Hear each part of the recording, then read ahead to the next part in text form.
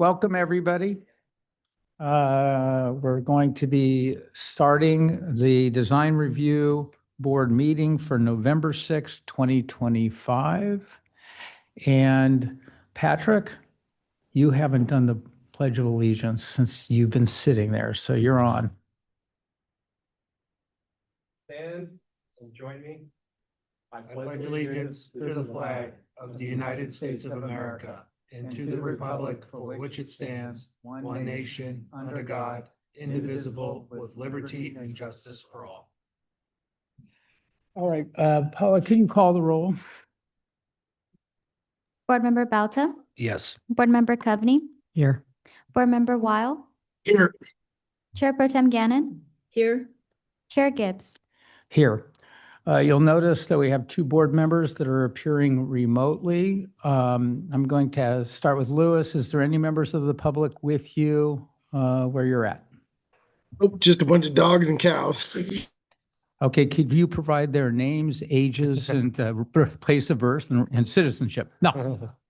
Jess, is there any member, Jess, are you there? I am, yes. Is there any member of the public with you? There are people around, but nobody here for this particular meeting. Okay, they need to be outside of, earshot. And I'm in a private office with glass, so they can see me, but they can't hear me. okay, very good. Now to both Jess and to Lewis, if any of the members, a member of the public joins you, you need to let us know right away. Okay, So that we can take appropriate record, keeping of that.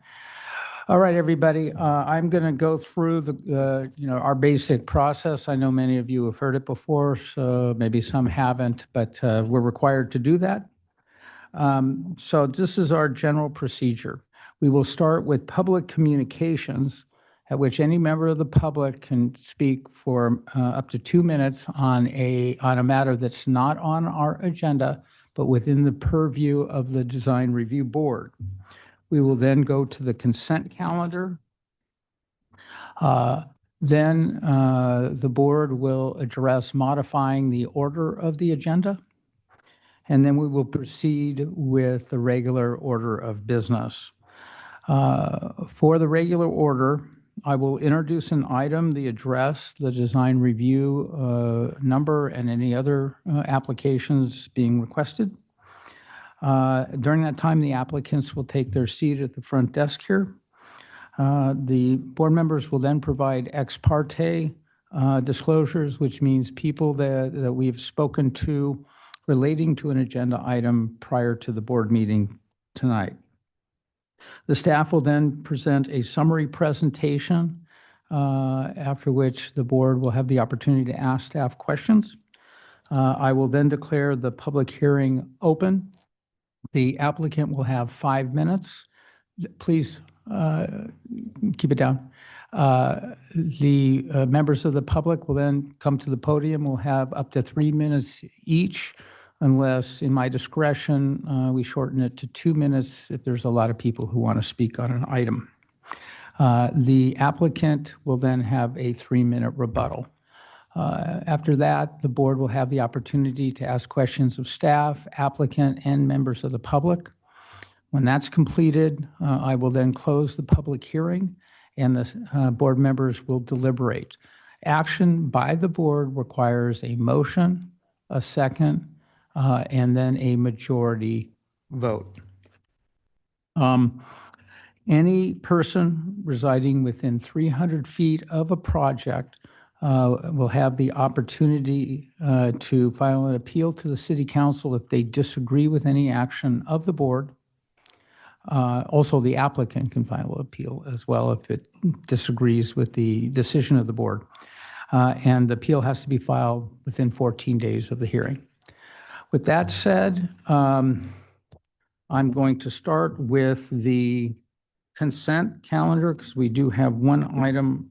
First, public communications. Any members of the public wishing to speak on a matter that's not on the agenda, please come to the podium. Seeing none, we will go to the consent item. We have item 4.1 Any member of the public wish to speak on item 4.1? And by the way, I should announce it's for 22 Vista del Sol, design review 25-14, 1514, variance 25-0060. Any member of the public wish to speak? I see the applicants here. Do you wish to speak? Okay. Any questions of the members of the board? Okay, I'll close the public hearing. Any deliberations? Okay, I will just point out that I have read the resolution. It, in my view, conforms to what was the direction of the board at the prior hearing. With that said, I move that the board adopt resolution number 25-1514, approving design review 25-1514 and variance 25-0060 for 22 Vista del Sol. I second. Paula, could you call the roll, please? Board Member Balta, Yes. Board Member Coveney, Yes. Board Member Weil, Yes. Chair Pro Tem Gannon, Yes. Chair Gibbs. Yes. Okay, with that, congratulations. We will then go to modification of the order. I'm going to propose two modifications.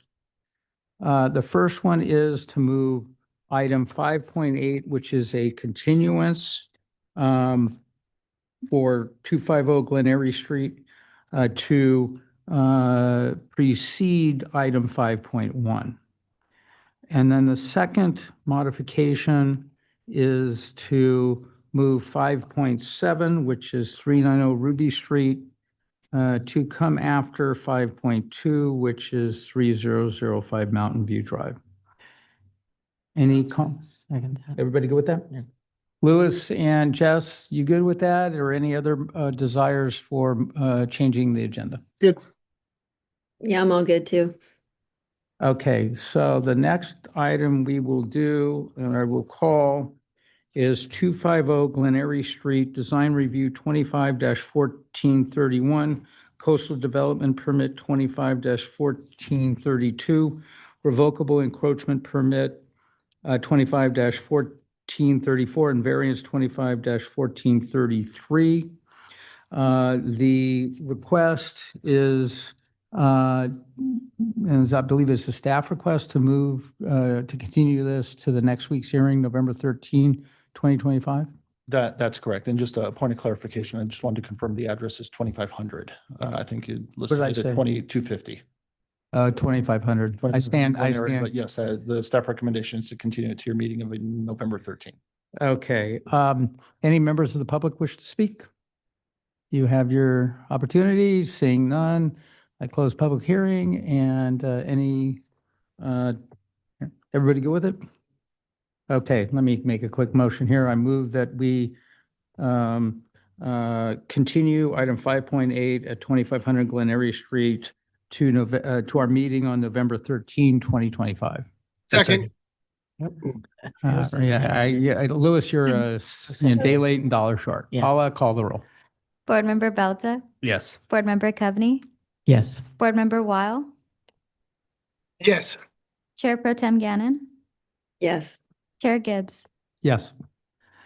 All right. So the next item is 2755 Park Avenue. I'm going to call for this to be, hold on a second, give me a second. It's design review 25-1566. And the applicant can come up. I'm going to call for this to be expedited and ex parte, please. I just reviewed it since this was a repeat of the last meeting. It's just an update. Same. Yeah, went by the site and evaluated it. Jess? The same as Miss McCoveney. Okay, I drove by the site. So, summary, please. Expedited, please, Sarah.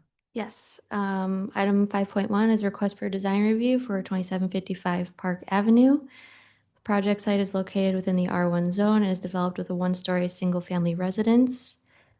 The project was last heard on September 25th and proposed two decorative copper chimney shrouds and cladding on the exterior elevations in Jerusalem stone. View equity concerns were raised regarding the chimney shrouds, and the board gave direction to the applicant and staff to identify options that would reduce the size of the chimney and the spark arresters. Ultimately, both elements of the project were continued to the November 6th hearing. Staff has reviewed the chimney requirements with the building division, and we have determined that as the chimney shrouds and the spark arresters are constructed, they cannot be lowered and the diameter of the chimney tube cannot become smaller. So the applicant has withdrawn that portion of the application, and the project before you is just the Jerusalem stone on all elevations. Staff can make the findings for design review and recommends that the board adopt the attached resolution approving the stone cladding and finding the action exempt from CEQA. Thank you. Any questions? Seeing none, applicant, you have 5 minutes. We don't have anything. This, all I want to emphasize that this project was already approved 4 or 5 years ago by another architect, Marshall Innings, and because of the COVID, we didn't do it. Nothing really has changed. We just want to stay with the same stone. This is the sample of the stone. With my humble opinion, is the very beautiful stone. And as you see in the plan, we are going to decorate the facade of our house with it. So I really don't need to ask for anything or add anything to what she said. Thank you very much. You're welcome. Any members of the public wish to speak? Please come up, and when you come up to the podium, please state your name. Go ahead. Yes, You have 3 minutes. Chairman and members of the DRB board. I am Steve Sasaki, and I'm the neighbor. I was at the last hearing. I just wanted to, I don't want to take up too much time. I just wanted to say thank you to staff, Sarah in particular, Sarah Olson in particular, for answering our probably excessive questions. So I wanted to be able to state that, and then also express gratitude to the DRB for hearing our concerns. And I know it's a subjective issue, or was a subjective issue, but it truly did spare us a lot of heartache. So yeah, we really appreciate. And I wanted to thank our neighbor Cyrus for withdrawing the area that we were very concerned about. So yeah, we very much appreciate that. And I know, like, within the report, there was talk about the spark arresters and the chimneys being lowered to the size that they were previously. I'll leave that up to the DRB. And I guess the only request might be that they be painted to eliminate any glare and sort of blend into the background bit more. But that's really all I have, and I don't want to take up too much time. Thank you. Thank you very much. Any other members of the public? Seeing none, you have 3 Yes, minutes. I want to say thank you, Steve, but it's a matter of time. We'll be back here for shrouds. And unfortunately, we couldn't get your approval. We will go and search for the shorter one as you suggested, and we will do it. With your approval, of course. So. Thank you very much. Any questions from the board? I just want to be clear that our only ruling tonight is based on the Jerusalem tile. The way I read it is the chimney shrouds are not part of this application any longer. So our focus is on the Jerusalem stone And Chair, cladding. to that point, condition number 15 in your resolution specifically excludes the shrouds. Good. All right. Jasper Lewis, any questions? Oh, good. No No. questions. All right. No question. I'll close the public hearing. I'm going to do this one because I think it's very quick. We can't deal with the chimneys. They're not part of the application any longer. The cladding has always been fine in my mind. The issue was the shrouds. I think the cladding's attractive. In fact, I think it's really kind of cool. It's rather unique in this town. And so I think it meets all the guidelines and I can approve it tonight. Other members? I concur. I think it's NYPER compatible. It's a lovely stone. It's a nice upgrade, and I just hope you can remedy the shrouds down the road, but it'll be great, and thank you. I concur with my fellow board members. Can approve this tonight. Louis? Yeah, as stated last time, the Jersey stone is compatible. It enhances the characteristics of the property, that it's compatible with the design review criteria, so I can support it this evening. Jess? I like to echo what fellow board members have said. Great. Do I have a motion, please? I'd like to make a motion to adopt resolution 25-1566 approving design review 25-1566 for the property located at 2755 Park Avenue and finding said action categorically exempt pursuant to CEQA guidelines section 15301. I second. Call the roll, please. Board Member Belta, Yes. Board Member Coveney, Yes. Board Member Weil, Yes. Chair Pro Tem Gannon, Yes. Chair Gibbs. Yes. Congratulations. Thank you. Next item. Okay. Moving right along, this is item 5.2 at 3005 Mountain View Drive. A design review 25-1533. Ex parte, please. I drove by the property. I did the same. Jess? I drove by the property and assessed with Google Maps, the overhead. Louis? Yeah, I went by. And I went by. All right, can we do this, Matthew, expedited, please?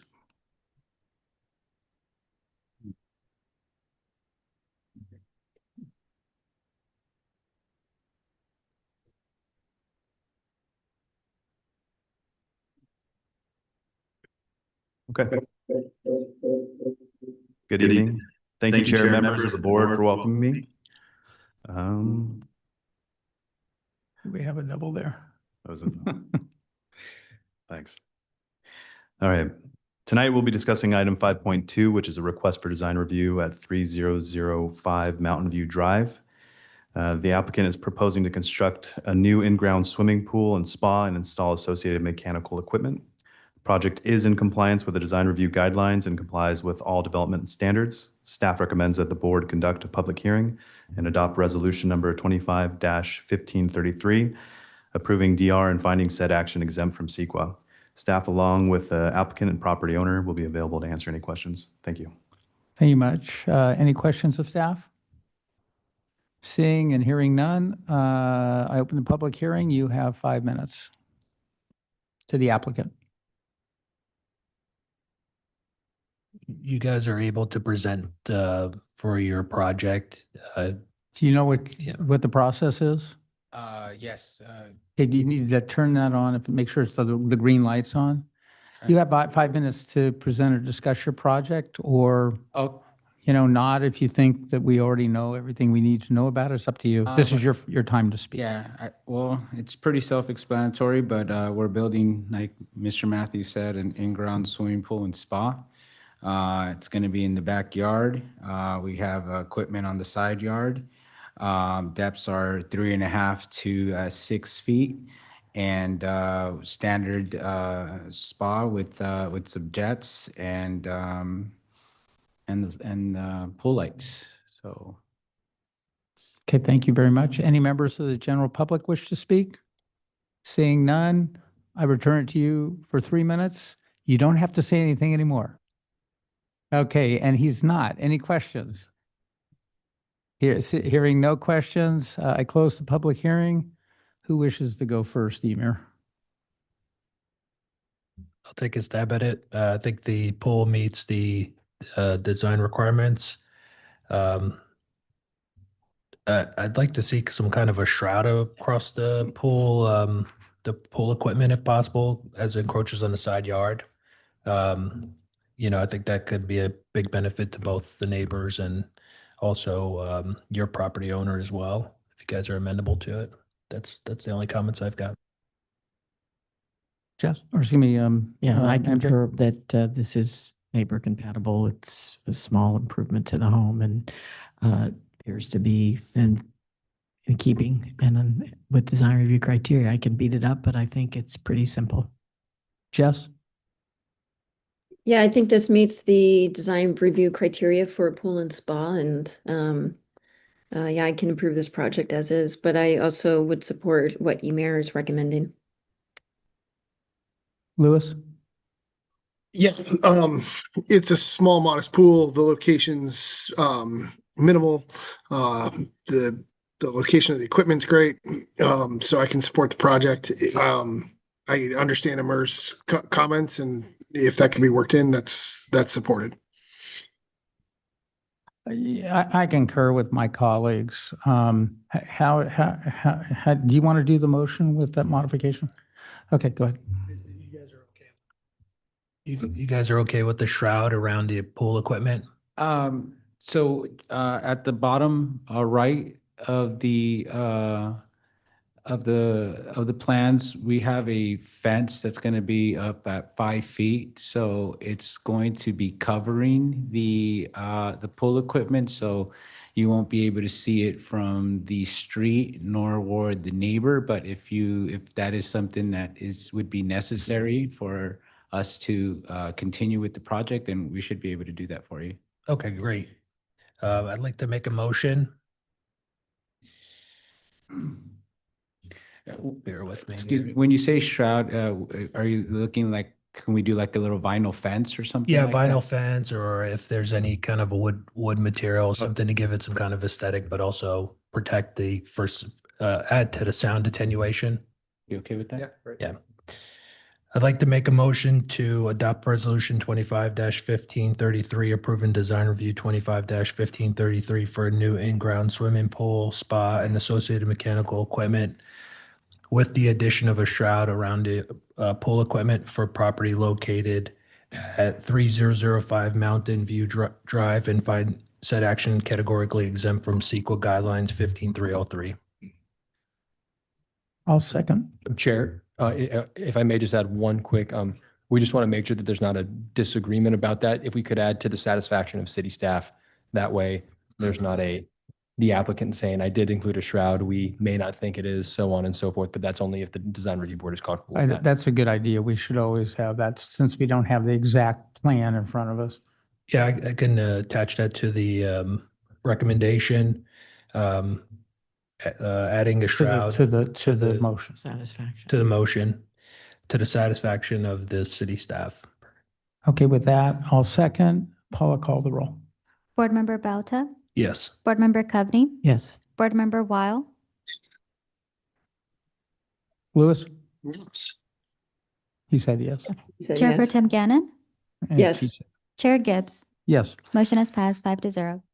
Okay. Thank you. Congratulations. The next item is 5.7 at 390 Ruby Street. Design review 25-1577, coastal development permit 25-1190, revocable encroachment permit 25-1189. And you're getting everything, or asking for everything here. Variance 25-2054. Did we skip Cliff Drive, or I'm sorry, I got confused with the order. Yeah, I had moved the order to go after 5.2. Okay, cool. Sorry, thank you. Okay. All right, ex parte, please. I drove by the site and spoke to Tim Nickel. I visited the site, exchanged messages with Tim Nickel, and I visited the that's all. Lewis, Visited this site and spoke with Tim Nickel. Jess, I also visited the site and spoke with Tim Nickel. as did I. Jessica, could you please do the staff report? Yeah. Good evening, Chair and members of the Design Review Board. My name is Jessica Mendoza, Assistant Planner. I will be presenting item 5.7 for the project located at 390 Ruby Street. The project is located in the R1 zone and is currently developed with a two-story single-family residence and a one-car garage. Project site is a corner lot at the northeast corner of Ruby Street and Catalina Street.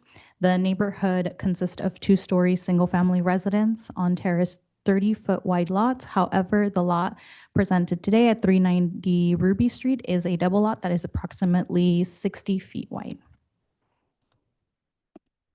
The proposed project includes the construction of a 233 square foot upper level addition to the single family residence, 358 square foot elevated deck, as shown here before the slide, highlighted in blue.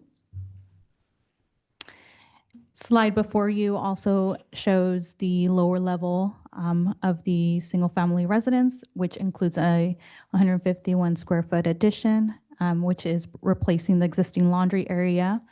This also shows the area of where the ADU is going to be located. The ADU is a conversion of the attached one-car garage, 332 square foot and a 332 square foot addition. The accessory dwelling unit requires a coastal development permit and is not subject to design review. A variance is requested to exceed the maximum building height for the ADU. The height increases due to lowering the finished floor of the accessory dwelling unit. No roof alterations are proposed in relation to the variance. A revocable encroachment permit is requested for approval. The request is for the proposed fencing, gates, stone pavers, walls, irrigation, and hardscape. Additional exterior work does not require the REP since it is maintained within the property lines. And these modifications include pavers, fencing, pedestrian entry feature, and a water feature, and a trellis. And I have it color coded on the slide before you and distinguished between the two. Staff believes that all findings support the approval and can be made for the requested entitlements.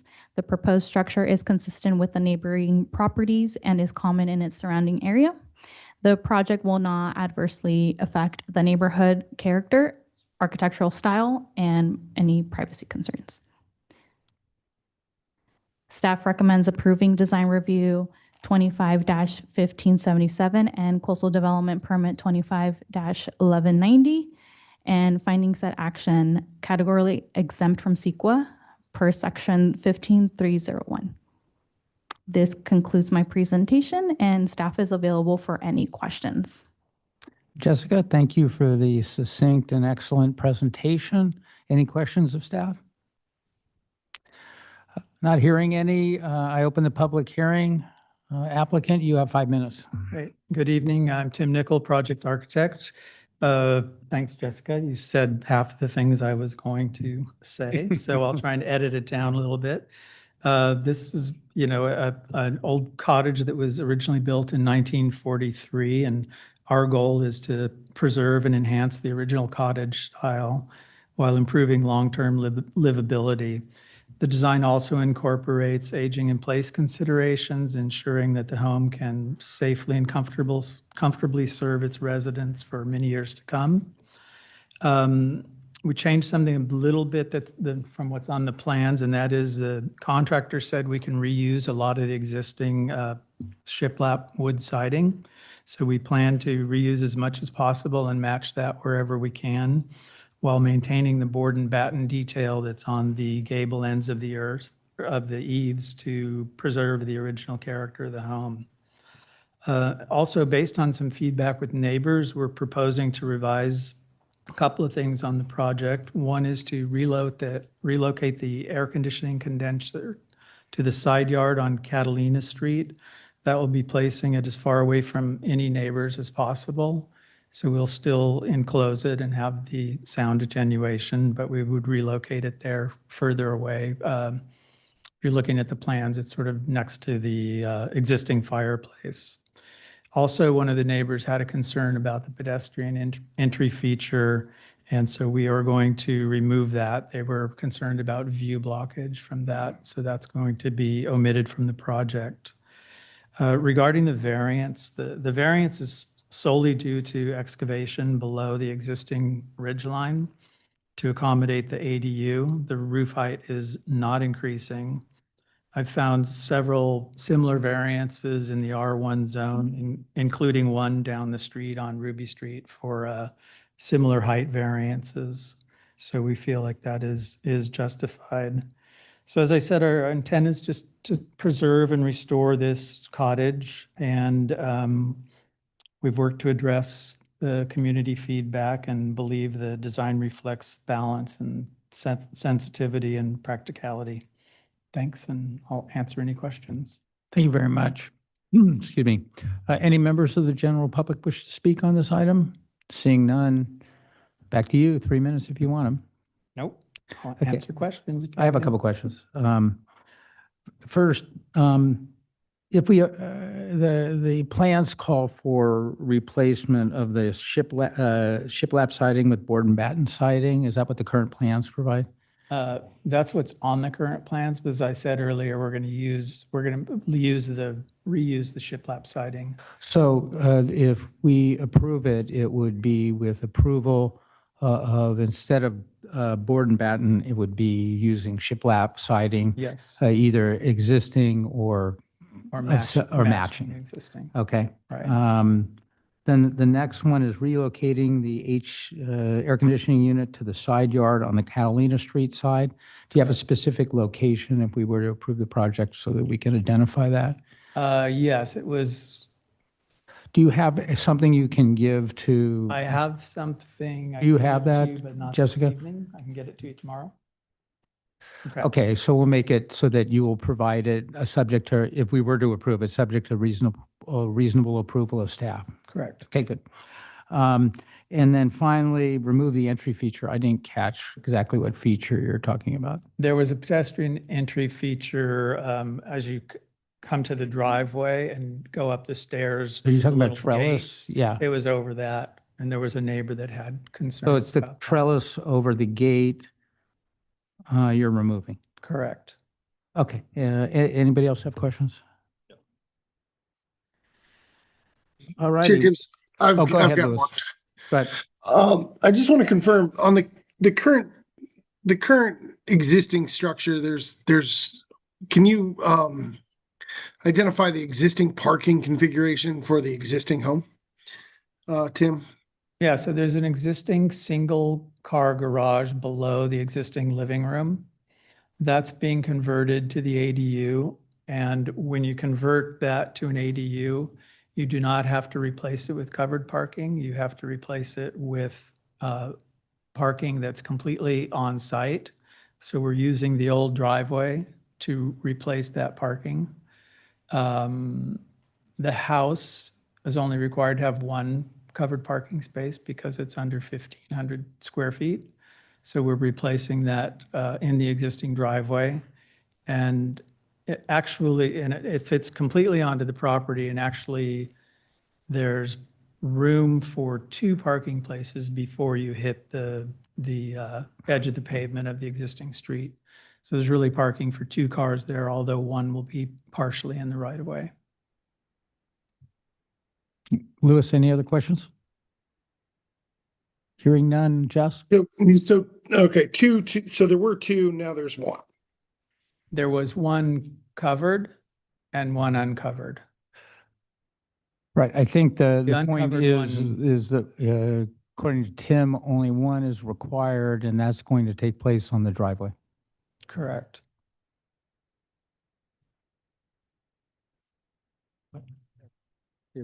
Yeah, they're within a bus stop Thank you. for the ADU. Right, the ADU is not required. So 'cause you we're have the within one half- space for the house that's uncovered, but then you have your ADU is mitigated by the bus stop. It's within half a mile of public transportation, yeah. Good. Louis, anything else or any follow-up? No, that's just what I wanted to clarify. Thank you. Okay. Jess, any questions? No, Tim answered my questions. Thank you. In his presentation. With that, I close the public hearing. Who wants to begin? Jess, you sounded like you wanted to begin. Sure, I'll take a crack at this one. I know Dee and Craig very well. I was one of their neighbors for quite a while. This is a neighborhood compatible, meets all the design review criteria. I agree with the variance findings, and I can approve this project this evening. MJ? Okay, I'll follow Jessica. I think it's a lovely traditional Laguna Beach vibe home, and that's always nice to see that it's not being turned into a box. Thank you. I have no problem with the variance because you're not exceeding the existing height. We've done this before throughout Laguna. It's not something we try to do a lot of. You know, we're not a big variance fans here, but in this particular case, I think it's acceptable since you're not exceeding the height. It's because you're dropping the floor. I always like to see more parking. I'm a little disappointed there's not an extra space. If there is a way, I would encourage you to consider that. I know you don't want to use your yard up, but you do have a double lot here. And I think we take advantage of the ADU law a little bit on this. And I think it's incumbent upon us as community members to try to be a little more aware of that and to try to provide an extra off-street parking space. That's not going to be a condition of approval tonight. That's just me using my opportunity to share my thoughts, and I would encourage you to consider it. Emir? No, I think the design meets the design review criteria. I think it's very thoughtfully designed, meets neighborhood compatibility. I've got no issues issuing the variance. I always appreciate when ADUs are subterranean. I think it's very thoughtful to neighbors' view equity. I could definitely approve this tonight. Louis? yeah, so I follow the sentiment with my colleagues for that the design is minimalistic. It's a refresh of this beautiful cottage, and it's done really well. I think the characteristics of the neighborhood will be enhanced by the project. I am challenged with the one thing that MJ was bringing up is the parking component. With there being 2 parking spots on the site, you know, when it comes to the coastal development permit, right, we have to find findings for number 3, which is the proposed development will not adversely affect recreational or visitor serving facilities or coastal scenic resources. Well, you're using the same reference to negate parking on the site because you're close to public transit, which means you're within like a couple blocks of Coast Highway. But even then, you're only one further block away from the Ruby Street beach access. So I think that's one of the challenges I have with ADUs in general, is that if we're removing parking from the property, we have to find how the parking is either kind of like for like, so we're not leaving residential cars in the public parking spaces continually. You know, this isn't the worst case we've seen, but I think it's a problem as ADUs continue to go forward in these denser areas of town that are close to the beach. So I'd like to, I guess, pose that out to the board on, you know, can that finding be met, and should we really encourage that finding to at least encourage the like for like parking? All right. And Chair, I have more comments to make as well, just to cover all bases. Why don't you make your comments and then I'll make mine. Go ahead, Jess. Okay. So, sorry, I didn't realize you didn't make your comments. So as far as view equity goes, I spend a lot of time with the neighbors, and ever since the stakes went up, I noticed that there's 0 view impact, even with the trellis in place. If the applicant wants to keep the trellis, I'd be supportive with the trellis. Because in my mind, it doesn't have a view impact from any of the neighbors. All right. My comments. One is the offer has been to remove the trellis, so I will follow that offer and accept it. I think we should, when it's an offer made to accommodate neighbors, I think that's appreciated, and rather than second guessing, I think we should concur with it. I think it's a beautiful home. I'll get to the parking last. I really love the home. We have another home tonight on Brooks that has similar style and quality, and they're real gems for Laguna Beach. And you're not modifying that. You know, you're not detracting from that with this home improvement without us getting into historical resource stuff, which is complicated. The fact that you're doing it the way you're doing it should be applauded. And I think the addition's modest. It definitely falls within the character of the home and is compatible with the neighborhood. The ADU conversion, I think it meets the CDP requirements. Except for parking, let me get the parking last. The REP is a straightforward REP, having the typical path, things that could be removed without impacting the zoning requirements for the home. It easily makes, or we can easily make the required findings. And the variance, very typical that we grant where an ADU is put at the lower level, creating a height issue without raising the roof, meets all the requirements for the variance. Parking. I did drive the neighborhood. I thought about the parking issue. I always think about parking when you're removing a garage without increasing. And I just don't find a compelling, just me personally, and I respect Lewis's view on this, but I just don't find a compelling need to require an additional space, particularly to hold up a CDP. We do not have the authority under design review criteria or the zoning to require an additional space. It would be nice where you add an ADU to, and where we can, we often do, where an ADU is being added, because that increases the intensity. However, I just don't see enough of the nexus between criteria 3 for the coastal development permit as affecting recreational or visitor serving facilities by removing one parking space, or to put it conversely, having an additional parking space, public parking space taken to facilitate the use of this residence. Just don't find it. I think that that if it has a much closer nexus to real, to facilities serving particularly the beach, that's another question. For example, something on the coastal side of PCH. But I just don't find enough of the nexus to really change the requirements for this, what I consider rather modest project and a modest ADU. So with that, I can support the project with the 3 modifications that are offered by the applicant. Anyone have any further comments or wish to debate the issues? Chair, I agree with you, and I would think that pertaining to the CDP, that we would tie the parking toward street parking if we did anything. So if they were to widen that driveway, if anything, you'd lose a street parking space. They have a whole yard. This is what I was getting at. And I know if you don't find the CDP findings, and this is something as we evolve with this ADU stuff that's happening in the state, but you have a full yard that you could do DG and have an extra space there. So again, it's really incumbent upon the homeowner to make that decision because our hands are tied in this particular. Yeah, we do, aside from the CDP, we have no authority to require, in this instance, to require an additional parking space. So we got to be able to say that criteria applies. And I think reasonable minds can differ. And I think Lewis has stated the case very effectively. It's just, in my personal feeling, I don't see the nexus.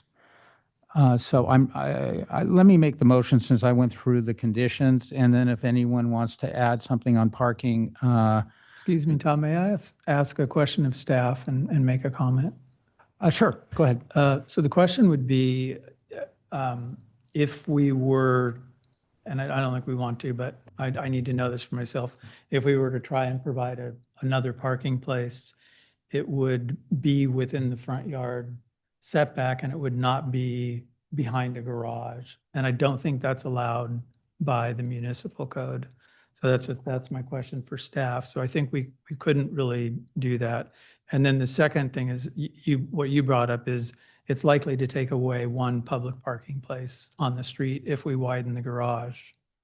MJ, do you want to hear staff's response on that? Yeah.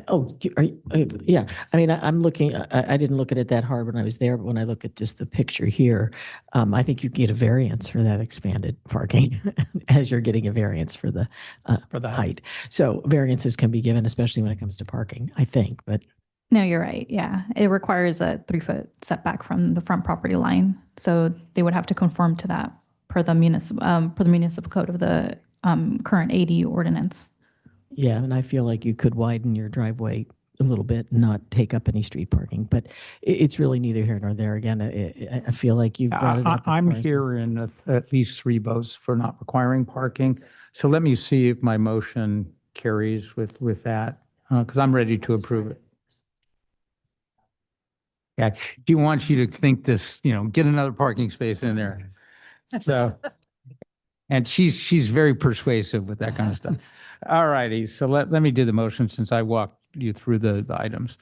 I move that the board adopt design review 25-1577 coastal development permit 25-1190, revocable encroachment permit 25-1189, and variance 25-2054 for the property located at 390 Ruby Street, and find said action categorically exempt pursuant to CEQA guideline 15301 with the following conditions, modifications. One is that contrary to the plans, the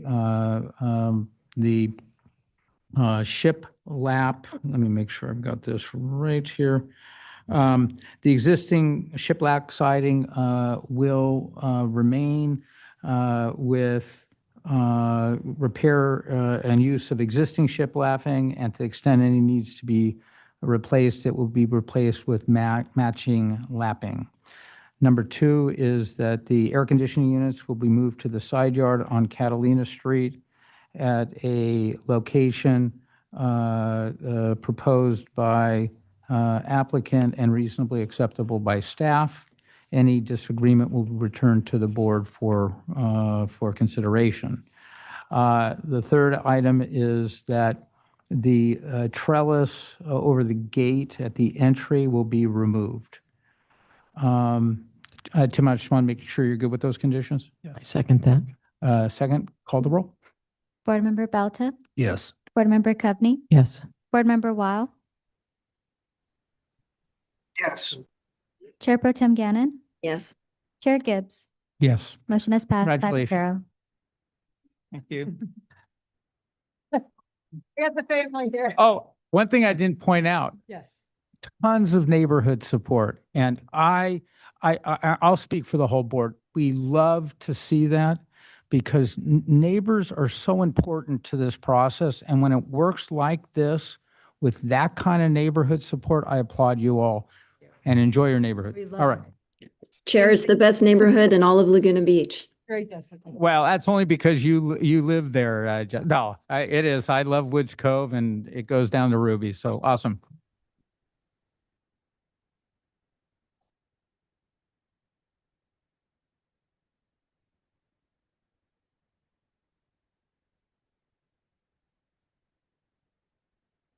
All right. So if everyone could take their conversation outside, because we got more business to conduct here. What? Yeah, they had. Let me let them go. We're going to start the next item. Please listen. This is Warren, come on up. This is your item 5.3, 2647 Glen Eyrie Street. Design review 25-1678 and coastal development permit 25-2042 ex parte, please. I went to the site and met with some neighbors and also But Tim, Monica. did you take it outside? Thanks. Go ahead. I didn't hear it, but I'm sure you did it very well. Go ahead, Deemer. I visited site. I met with the neighbors to the south and also with Monica Tusher. Okay, Jess, I expert. visited the site and same thing, met with the neighbors, Monica Tusher and Jennifer Clapp and her family. I met with Jennifer Clapp and Jim and Jennifer's mother, Monica Tusher, and I also spoke with Warren Hutcherson. Oh, and I spoke with Warren Hutcherson as well over text message. All right. Someone's not telling the truth, and it's probably your dog. No. Okay, I met with Warren at the site. I also met with Monica Trusher and her family at site, and Jennifer Clapp. Okay, so with that, Jessica, you're on again. Good evening, Chair and members of the Design Review Board. Item 5.2 is a request for a design review at 2647 Glen Eyrie Street. The property is in the R1 residential low density zone. The property is a through lot fronting both Solana Way and Glen Eyrie Street in South Laguna. It contains a 1927 era beach cottage style single family residence with an attached garage and is subject to a 10-foot special setback along Solana Way. The property is deeply set back from Solana Way and the home's composition massing is asymmetrical.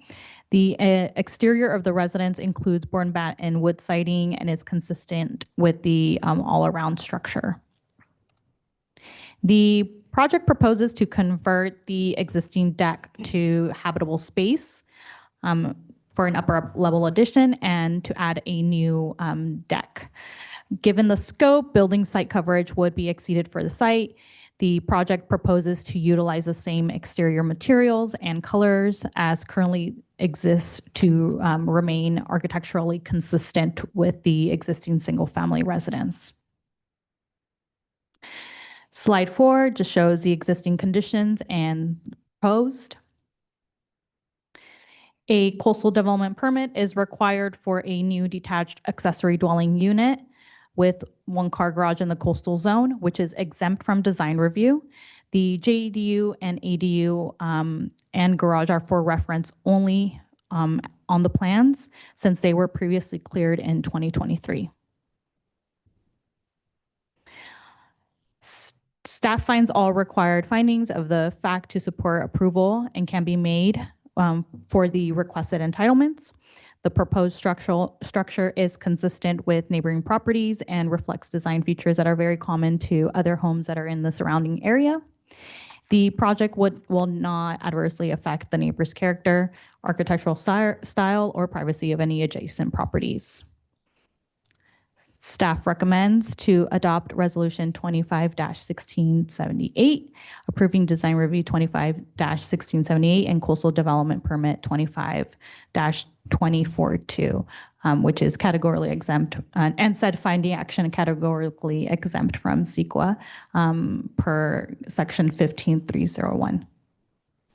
This concludes my presentation, and staff is available for any questions. Thank you, Jessica. Any questions of staff? Hearing none, I open the public hearing. Warren, you have 5 minutes. Thank you, Tom. I would like to ask Jessica, and Jessica, you can take some of my time if you'd like.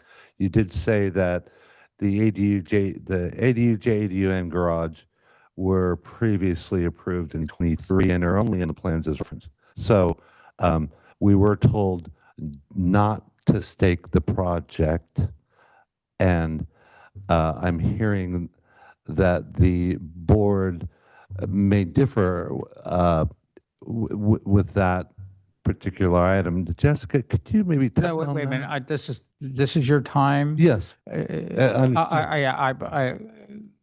asking Jessica if she could use some of my time. Is that all right? Well, I mean, just keep in mind what I told you. The project is subject to a coastal development. Why don't you hold the time? I want to. Thank you. Yeah. Yeah. We're not going to get into what's approvable or what's not. You can present the project. The coastal development permit is before us on this project. And that includes the ADU, which means we're required to make all the findings for a coastal development permit for that ADU. I didn't say staking was required. I said the board may require staking in order to make a finding that's required, specifically finding 1 criteria 6. The board's not there yet. So I don't want to be wasting time. Tom, this is my time. All right, go back on the record. If you want to go in there, I just want to make it clear what the issues are. Fine.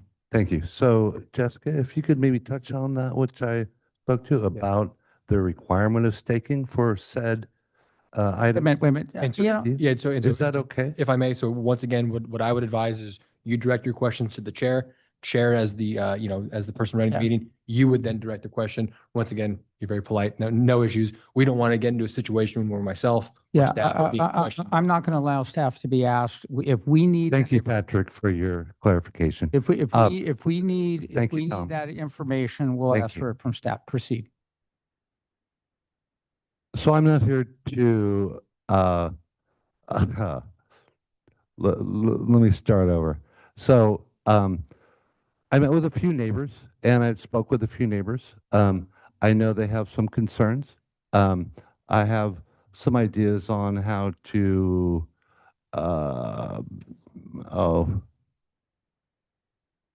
deal with those, if you will. Unfortunately, I wasn't able to get into the neighbor to the south. I think they had they had a ghast or something. I was going to meet with the neighbor to the north, but it didn't work out. Anyway, I expect the neighbors to voice some concerns, and I'm here to listen to them and see what the board has to say. Thank you. Are you done for now? Okay. Not yet. Yes, now I am. Thank you, Tom. Thank you, Warren. We're actually friends, notwithstanding. All right. And again, applicants are concerned about their projects, and I appreciate that. And there's no hard feelings. We're trying to get to the appropriate resolution of this application fairly. With that said, how many members of the public wish to speak on this? Please raise your hand. Okay, I'm going to leave it at 3 minutes. Could you make sure that you're around the podium so we don't have to wait for people to sit down and walk up? You're up. Please state your name, and then you have your 3 minutes. Sure. Good evening. My name is Murray Gallagher. I am direct neighbour to the north of the address. I'm at 2626 Solana Way. Did speak briefly with Warren on the phone. Following that, request homed it, which was acknowledged on September 6th, but I was not contacted further, which is a bit disappointing, but we'll see where we go from there. I'm here to raise some concerns about the proposed home remodel deck extension. So 3 points. First of all, the proposed deck, I would say, is much larger than the existing one, more than double its current size. And the existing deck is being swallowed up by the extension itself. I would argue that it extends to beyond the prior footprint and under the CEQA, I believe you say, section 15301, exemptions only apply to minor alterations with negligible expansion of use. And this project clearly exceeds that limit, in my opinion. There's a case that potentially exists, Berkeley Hillside Preservation versus the City of Berkeley in 2015. And that case showed that projects of unusual size or impact should not rely on the categorical exemptions. So I would request a full environmental and planning review of this project rather than assuming that it qualifies for the CEQA exemption. Second point I'd like to make is on the privacy and the neighbourhood impact. So the expanded deck itself would have a direct line of sight into the key living spaces of our home, specifically a bedroom and front living area. California, I believe, recognizes that residents have, quote, a reasonable expectation of privacy in their homes. And this design, I believe, would compromise that expectation and affect the character potentially of the home and surrounding homes in the neighbourhood. So again, I would ask that the city conduct a site visit or inspection to evaluate the impact on the interior privacy of the home itself. And then the third point is kind of around the garage area. So the existing garage appears to, from my experience with living there for a year, have been converted into some sort of living space already. So I would argue it's important to verify whether that conversion was probably permitted itself before we looking at further expansions or repurposing of that space.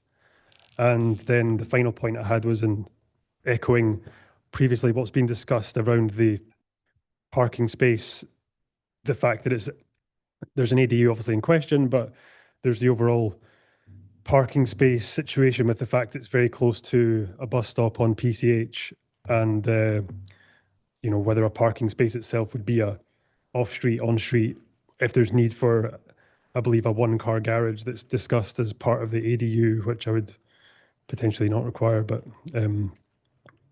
Yeah, thank you for your time. Thank you. Next speaker. My name is Jim Clapp, and I live at 2646 Solana Way, which is the property directly south of the property we're talking about. My wife and I, Gisela, have two concerns. The first one is an obstruction of our view.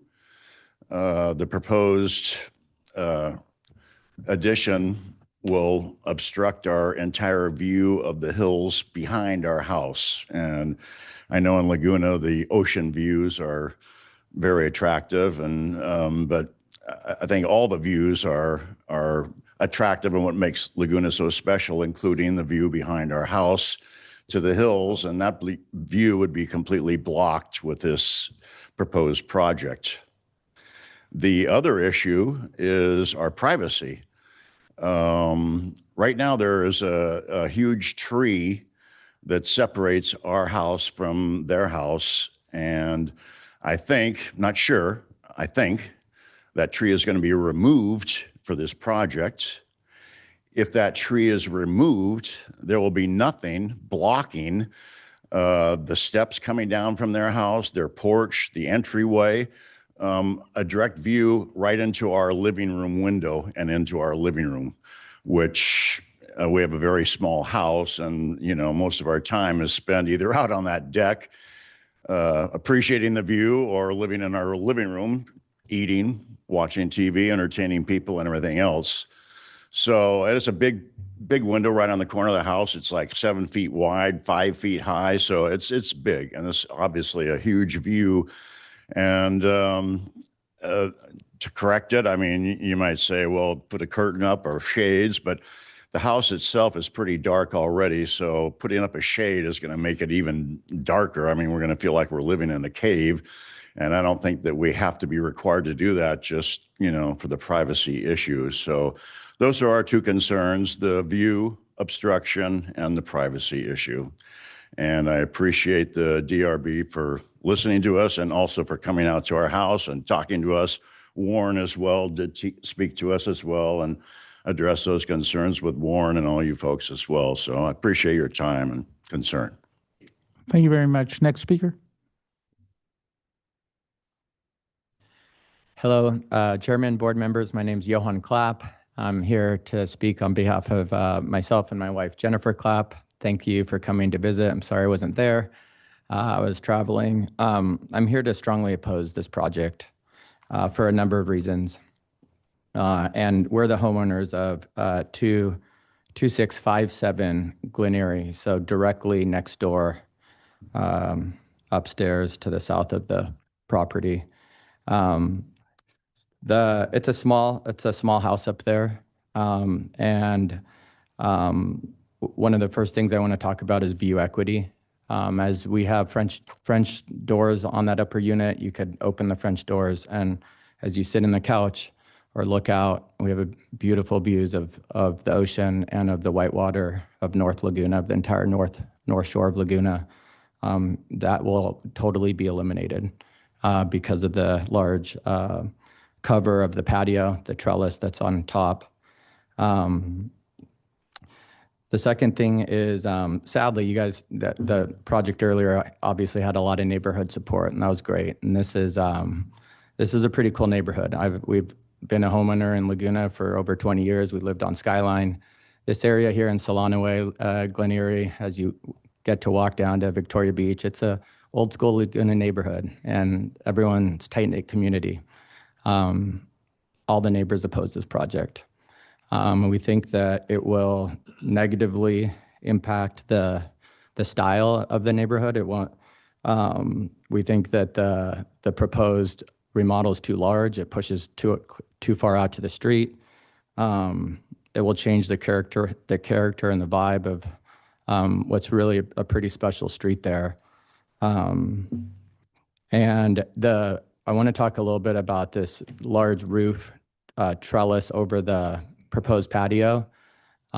It's really large, and none of the other homes on that street have this large overhang. And I don't really see a need for it other than just to add some shade, but that particular part of the project totally eliminates all of the views. And so our request would be to totally eliminate that part of it, the trellis and the overhang of over the patio, or if nothing else, push it back 15, 20 feet. So up 30 seconds left. The last thing is the parking. It's a pretty small street. A lot of people park there, walk down to Victoria Beach. It's already really tight. We're concerned about adding these ADU units and the additional requirements for parking on the street that's already really tight. I think that should be a consideration to and object. So thank you guys for your time. We really appreciate it. Thank you. Next speaker. Speakers need to be standing. If you're going to speak, I think any speaker who wants to speak, come up and stand now, please. Good evening, members of the Design Review. My name's Monica Tusher, and I live and own the home with my partner, Joan Luce, at 2612 Solana Way.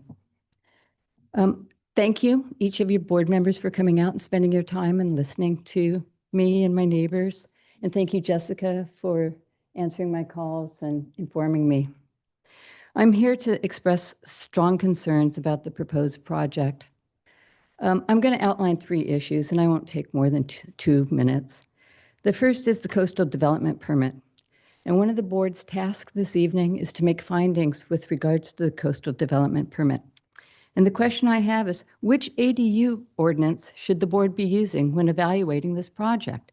And that's one answer that I haven't been successful at getting an answer to. And I sent you all the email that I sent to staff and to yourselves. And that email outlines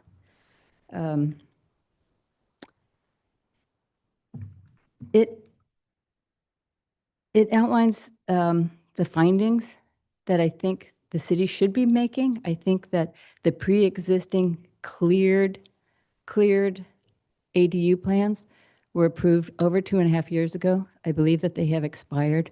Whether you use the normal 6-month for zoning clearance or zoning plan check, or you use the 2 years for the DR that's under the code.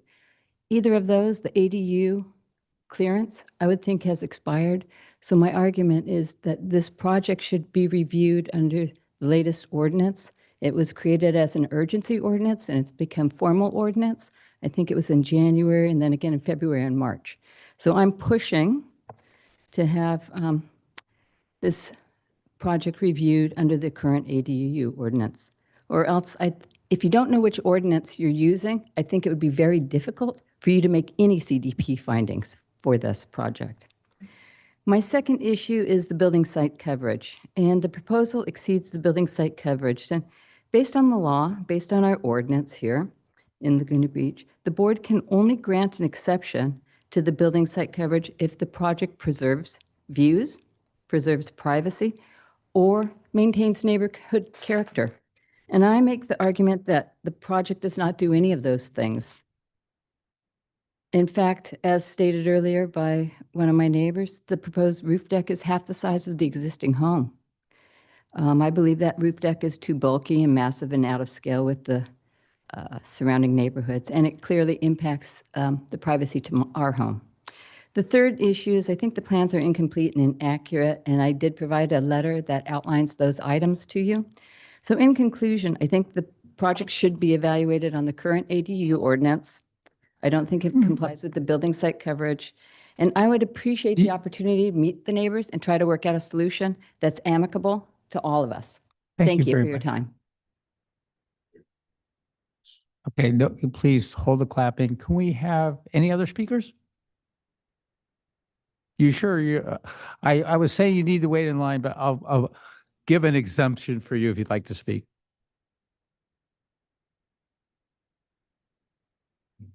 Thank you, board, that you are going to listen to me.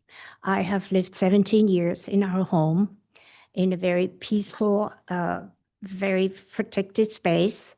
And we live very close to our neighbors, but so far we have never had anybody living so close that they are going to actually have an input into our personal space and life. And this is going to happen now with this new building because they are so close that we are practically can spit on each other. Sorry to say that, but this is how close we going to live with each other.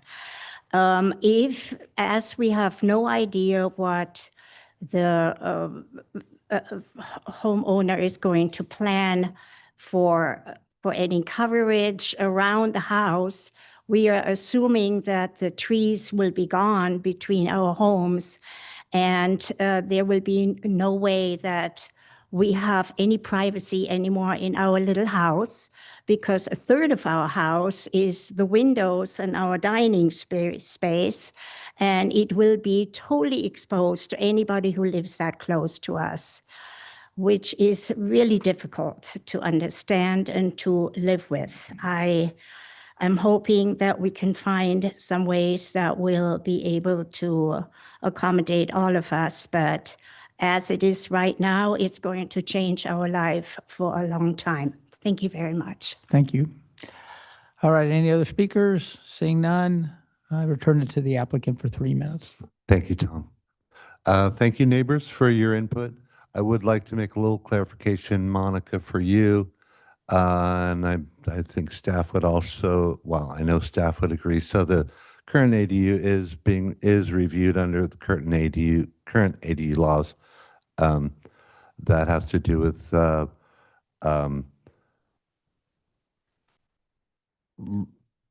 parking, lack there. Anyway, it is under the scrutiny of the current ADU laws. As far as lot coverage, when this was approved years ago, the ADU did not count towards lot coverage. The laws changed.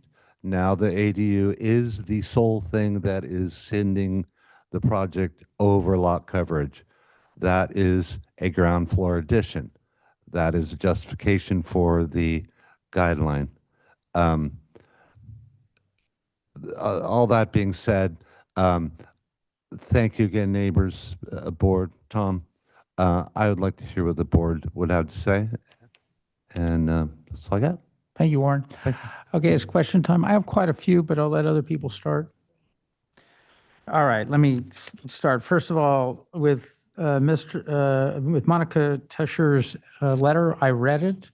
In my mind, it raises things that staff or legal, if there was an issue here, that would be triggered by any of this. And I'll start first. Is there any indication, staff, that the plans are in any way incomplete or inaccurate? She lists several items, and I don't intend to go through each item, but I do ask staff, one, did you go through those items? And two, are the plans problematic? As staff, as I presented in my presentation, the ADU project was previously reviewed in 2023 under the codified regulations at that time. Since then, staff has reviewed the ADU project for compliance under the current ordinance, which is 1713, regarding the ADUs. The proposed ADU continues to meet all the requirements as reviewed under the current ordinance. Okay, that was actually my next question. Yeah. The first question was, in her letter, November 4th, 2025, she lists a bunch of things under dots that are not related to the ADU. Maybe some are, but most of them are not. Making complaints about the plans. Are there, from a code standpoint, from a zoning clearance standpoint, are the plans in any way, based upon any of these points, does she have any valid points that says that the plans have any deficiencies precluding our consideration of them tonight?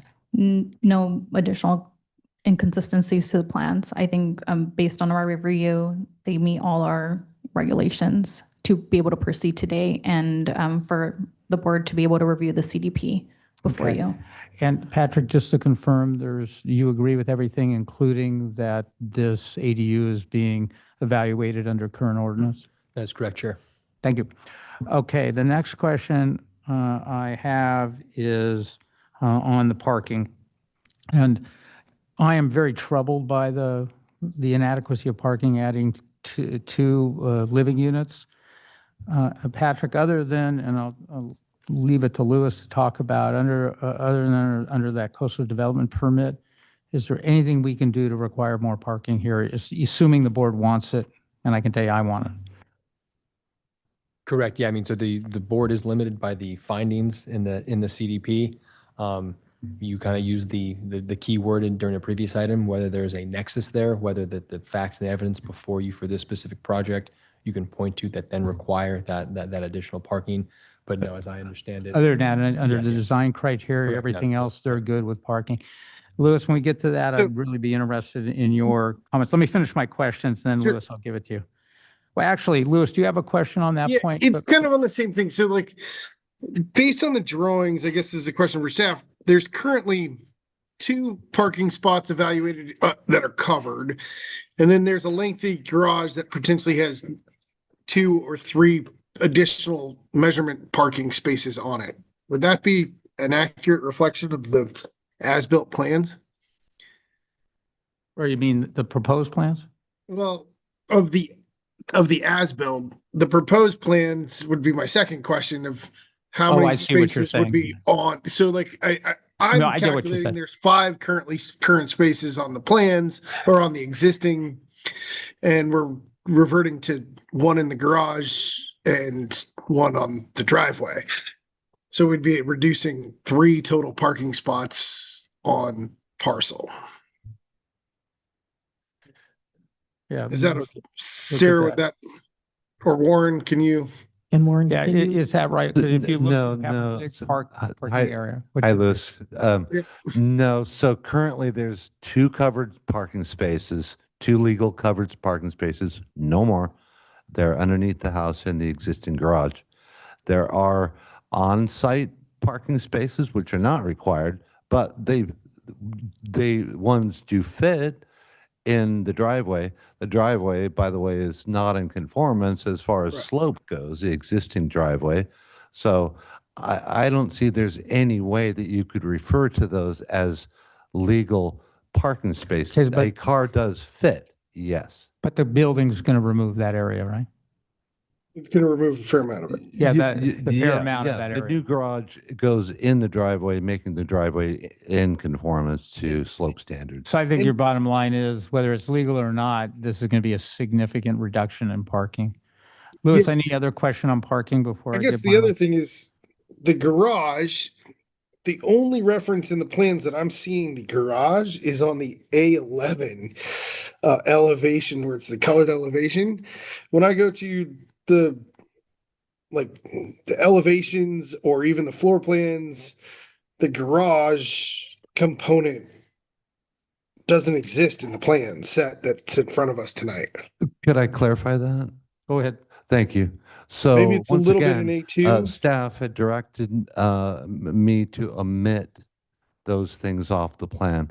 I took it on myself to make sure the neighbors knew what we were proposing. That's why you'll see them on the elevations. You don't see them in the plans.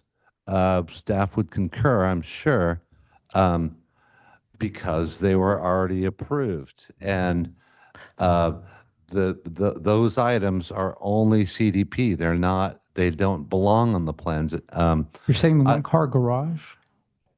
I'm saying that the items that staff told me to omit from the plans do not appear on the plans per staff. The staff told you to omit the garage Correct. from the plans? The staff told me.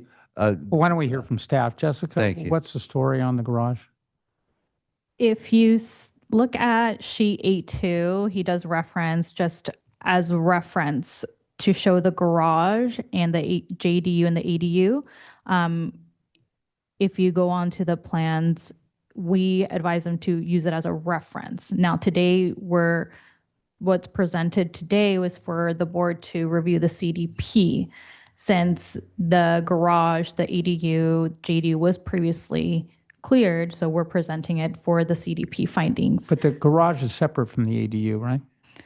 The garage is what's attached to the ADU. But the garage is not part of the ADU, so why was it omitted from the plans? I'm not sure I follow. I could clarify that. But let's let, Thank you you. said you were directed Yes. by staff, so let's hear staff.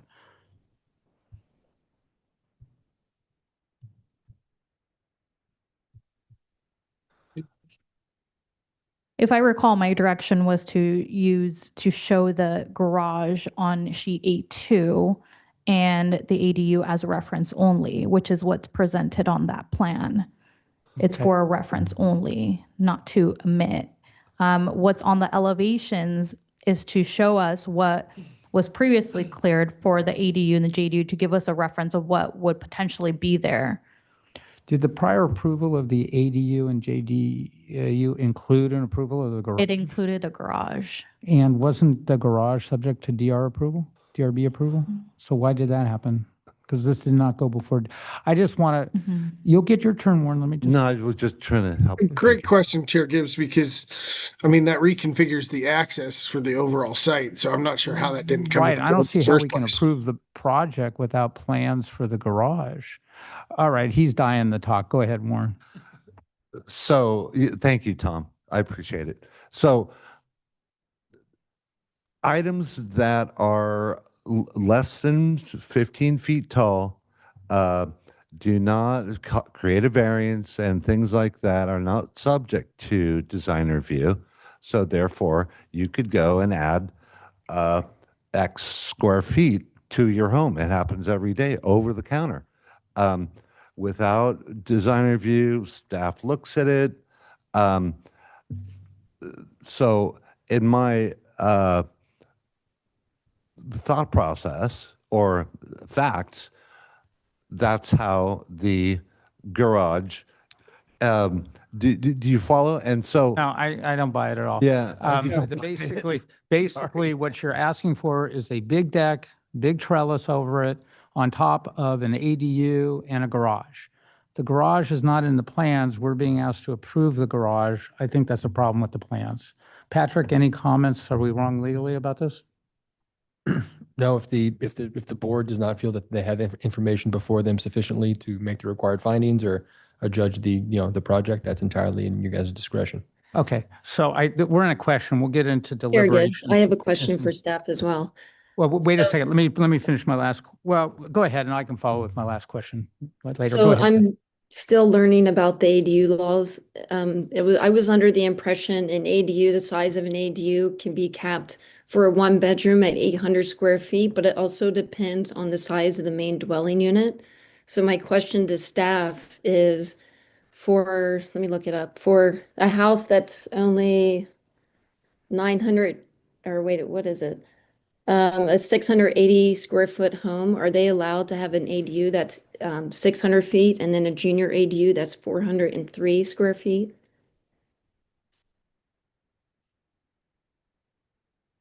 Do you want to take it, Bill? Or Jess? Or Jessica? It's just that would cross the threshold of 50% addition to the site, wouldn't it? It definitely would with actually a reduction in available parking. But go ahead, Jessica.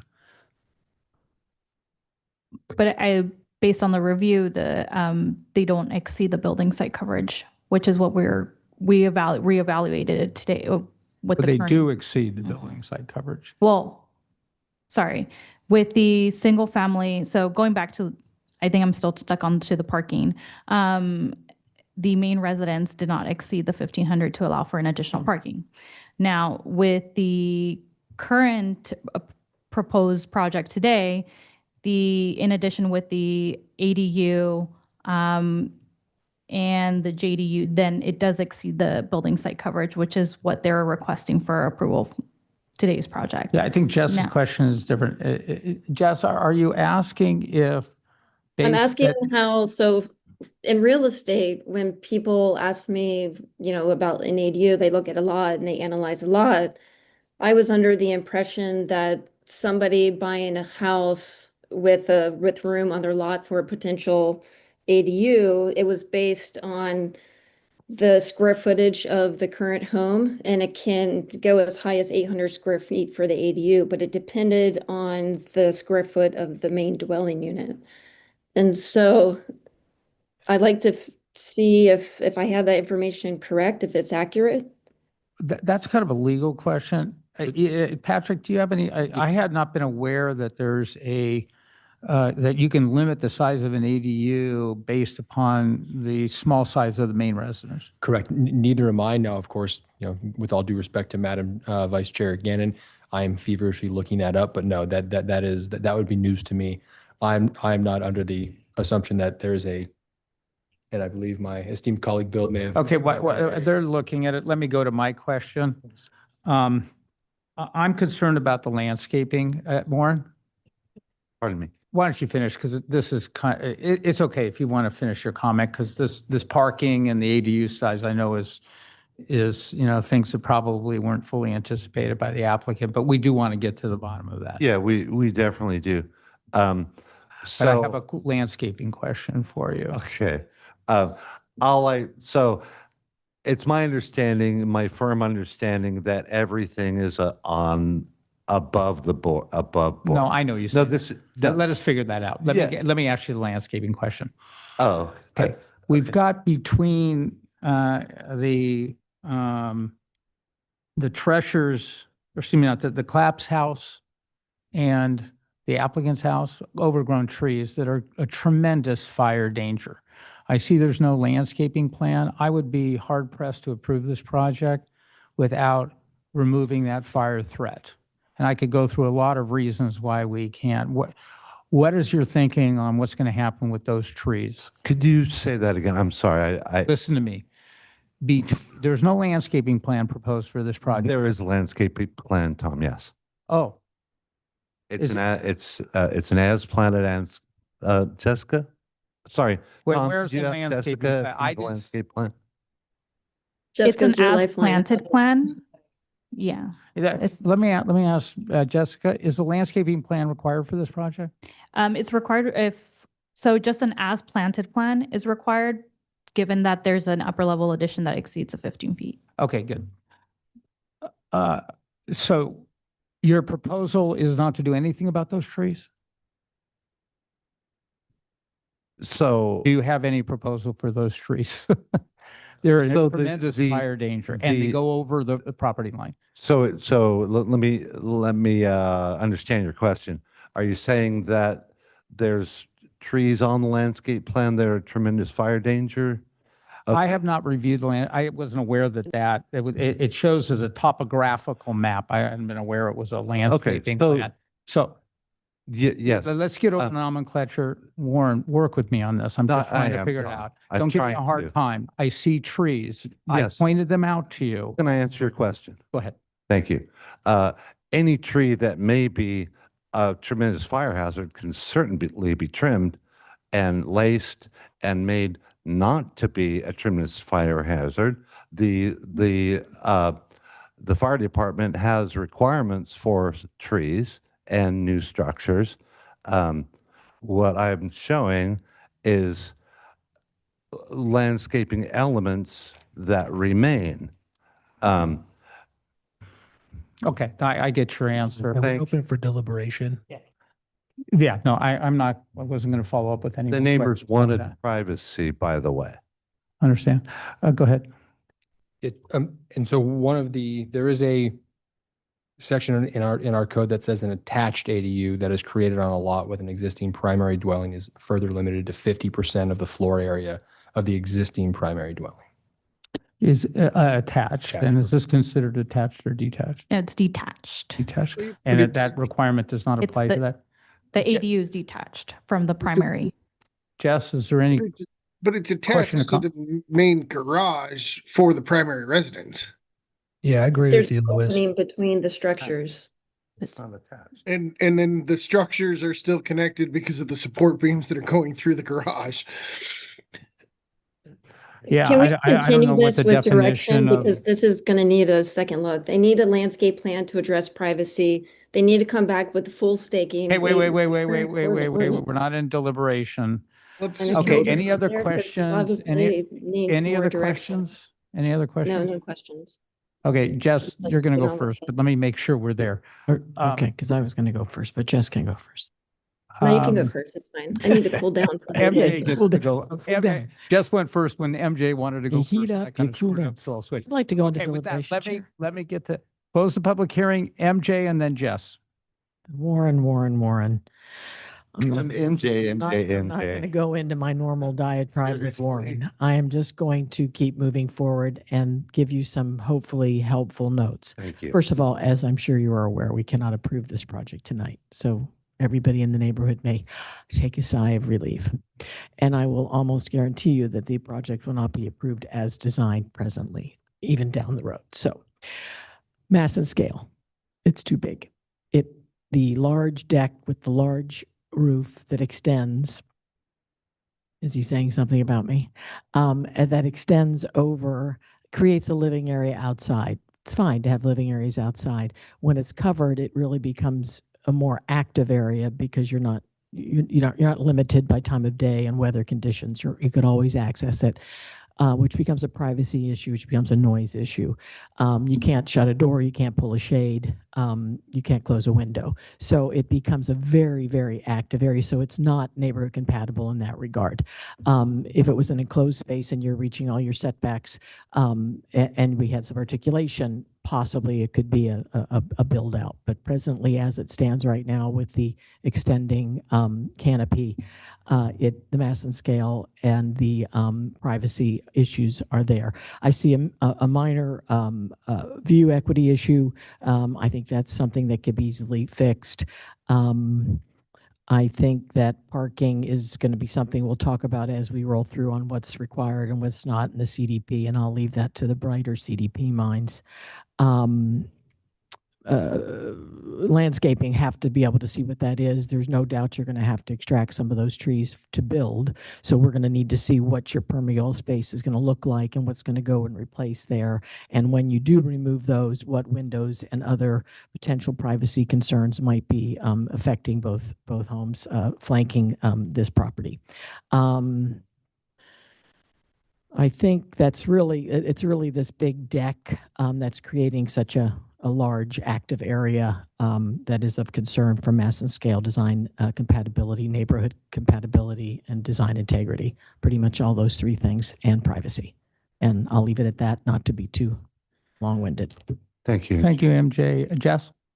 Yeah, and I concur with Board Member Coveney.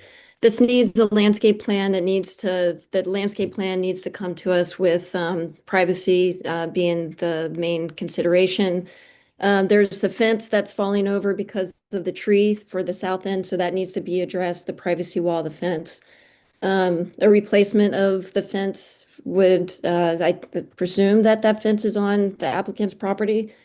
So that needs to be addressed. As far as the ADU and the garage go, those plans have long expired and it's today. Sorry, not sorry. So we need to review the plans under the current ordinances.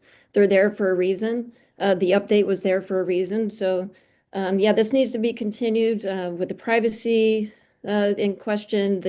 Like Board Member Coveney said, that trellis, I'm all in love with trellises when it doesn't negatively affect a neighbor, but it affects multiple neighbors of yours, and it needs to be looked at. And I love your excuse for having it as a shade.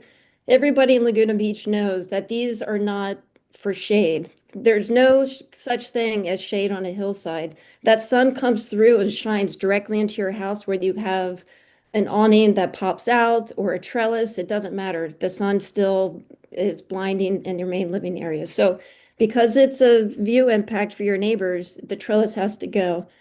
And parking needs to be figured out. That street, there's 0 parking on Glenary. There's limited to 0 parking on Solana Way. So you need to sort that out. I'm not going to approve a site coverage when you have issues like what's stated by Monica Tusher. I can agree with lot coverage if it doesn't have view impacts, if it's in scale with a neighborhood, and you can probably get your lot coverage excessive with the litigation or mitigation of landscaping and protecting views and privacy. Let me see. Yeah, that's pretty much all that I have for now. Emir? Chair? Thanks, Jess. Emir? Thank you. I agree with both Jess and MJ. I think there's significant modifications that need to be made to get this project into compliance with the massing effect, the overhang of the roof, parking. There has to be a landscape plan. I think that's vital for these sites. Yeah,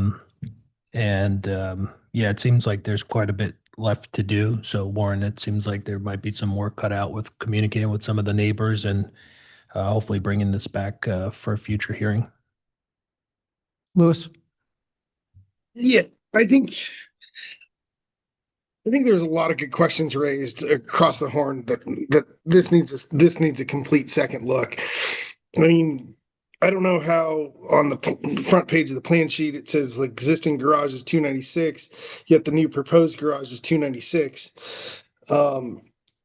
There's clearly a visible 2-car garage and you're shifting to a 1-car garage. The plan sets don't really articulate the elevation of the new garage. The parking configuration from a CDP standpoint, I mean, going from roughly 3 or 4 to 5 spaces on the site down to 2, I think is not neighborhood compatible, given that pretty much every home over there kind of has end-to-end parking and or creating spaces for their uses. I think you're too close to, Victoria Beach that this gets a fair amount of recreational area. There's restaurants in the nearby vicinity. So the parking has to be addressed. The landscape thing, as planned landscape topography might check the box, but I think there's a more significant relook that needs to occur for the landscape plan. I need better elevations to evaluate this, I guess, more fairly. I think the decking's too excessive. The roof pitch is adding to the mass and scale as articulated by board member Coveney. I think there's usable space on this lot that is afforded to your owners that's not being utilized more effectively to solve the problems. And I really need a hard shift to make sure that we're solving the problems. And I think you guys can do it. It's available to you. I am challenged that, if there's 900 some odd square feet or 998 of the main house, we're adding 600, we're adding 400, we're adding a new garage. At what point does it kind of reclassify as a major remodel when you add, 110% to the overall lot? I don't know. So there needs to be a fair amount of work. So I appreciate you guys coming and kind of putting the project in front of us, but there needs to be more. Oh, and I forgot to say hello to Sadie. Hi, Sadie. She's looking for you, Jess. Yeah.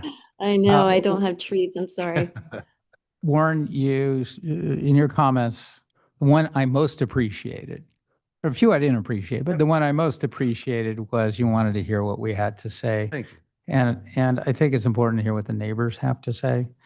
This project has a lot of problems. And I think that consideration of neighbors and consideration of what we're talking about, what my comments are going to be, I'm going to elaborate a little bit, but I agree with all of my colleagues. The primary problems here, and I'll get the parking because I think that's the big one, is the mass and scale, particularly that trellis has got to go. It never made any sense. I'm actually surprised you left it in the project, because it was designed to just piss off everybody. I'm just saying, it got to go. The size of the deck needs to be cut back. I walked up and down the street. You're entitled to a fairly big deck. I mean, even the claps have a fairly large area, but it's just too big, and it needs to be more in line with the neighborhood. My biggest issue is parking and actually my biggest issues are parking, landscaping, and the mass and scale of the ADU garage. I'll start with the mass and scale. I told you that in cases where there is a mass and scale problem, the board has the discretion to require staking so that we can make the finding for a CDP under finding 1, criteria 6. For me to get my vote, I'm going to require staking of the ADU and the garage. We need to see what the overall mass and scale of this whole project is going to be and whether it's neighborhood compatible. I cannot make the finding without that staking in this case, given the complaints, given the nature of the neighborhood. With respect to landscape plan, I think the board is unanimously requiring a landscaping plan. In that plan, you need to remove fire dangerous trees and trees that potentially go on to neighbors' property. Because the amount of overgrowth, they never should have been that far overgrown to begin with. But I will not approve, given the closeness of the properties, a landscape plan that includes trees that potentially go over to the neighbor's property and touches their house. Incredible fire danger. So pick good trees along that side, in fact, both sides, that are appropriate, that meet fire standards and provide the privacy. Then lastly, parking. I do see a nexus between the coastal development permit criteria 3 under finding 1 in this case, because of its closeness to Victoria Beach and the highway, and the amount of parking that is being removed by this project, all in the interest of adding an ADU and a JDU, although the JDU is less impactful, which adds intensity of use, screams. If there's ever a project that would trigger criteria 3 relating to parking, this is it. Now, I think, and I'll conclude my comments. By the way, historic, I read the historic materials. I don't see any historical resource here. I also think that with respect to the parking, not only is it a coastal development permit issue, but it's also a site coverage issue. You're substantially exceeding the site coverage maximum by almost 10%.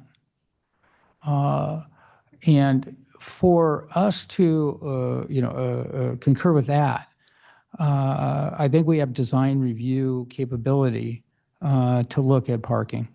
So because of that and because of the CDP criteria 3, come back to us with a solution to parking. I mean, if you're going to be doing what you're doing, you can improve the parking situation. 2-car garage, reconfiguration to include more surface parking, but something better than what you have.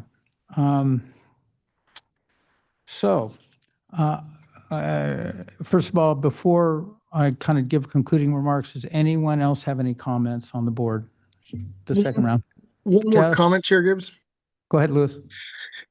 Because of, there was a lot that came to light about some questionable prior approvals and thresholds or whatnot. The project appears to be kind of piecemealing together elements, and that's concerning to me. I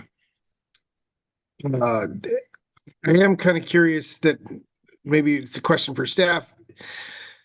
Given the length of timelines, is it more beneficial for us to just deny the project and then have them resubmit so it's all clear cut that they're under the full new rules? Or are we all in a understanding that they're following the new rules for the ADU? I asked that question of both Jessica and Patrick, and they said that the project is approved, or they find that it satisfies the current rules. I don't want to put words in your mouth, but I don't want to do something unnecessary here. Yeah, they're nodding assent. Now, I don't have an issue in my mind, given what has been directed to us, as to whether this ADU and the JDU is being evaluated under prior rules or current rules. This project's coming back, assuming the applicant wants to continue to proceed with these plans, with this application. So I guess my only thing is just make sure that when he comes back to us, that the ADU and JDU proposed complies with the current ordinance of the city of Laguna Beach. And that all the plans are detailed, completely detailed, garages are shown, and that you have the staking. Any other comments, board, before I just give a concluding remark? Hearing none, I think, I don't even think I need to summarize because everybody said the same thing. Get a good landscaping plan, get a good parking plan, reduce the size of the deck and get rid of the trellis. Those are my main messages. And I think the messages of the, It's actually covered. whatever that thing, do you have a better name? Mike. What is it? It's not a trellis. I think a trellis is usually open to the air. This is a Okay, completely covered. extended roof. And also with the new plan, I'd like you to carefully, you and, fully staff, led by you, Jessica, to make sure this is a detached ADU as distinguished from a attached. Usually when we see a detached, it means it's fully detached. This is not. But it looks close, but this isn't horseshoes or hand grenades. So I just want you to revisit that, make sure that we're within the rules for detached as distinguished from attached. And also And the have that junior covered ADU real quick, obviously and attached. real quick, Jess, and have that covered in the staff report as to why. Go ahead, Jess. I was gonna say, and the junior ADU is proposed at 400 square feet. So that's attached, obviously, to be a junior ADU. So that exceeds the 50%. So they need to look at all of it, the ADU and the JADU. Right. And I don't think we need to go into it anymore. I think we got enough on the laundry list here. Let's talk about new date. I assume you want a continuance? Yes, of course, Tom. I figured.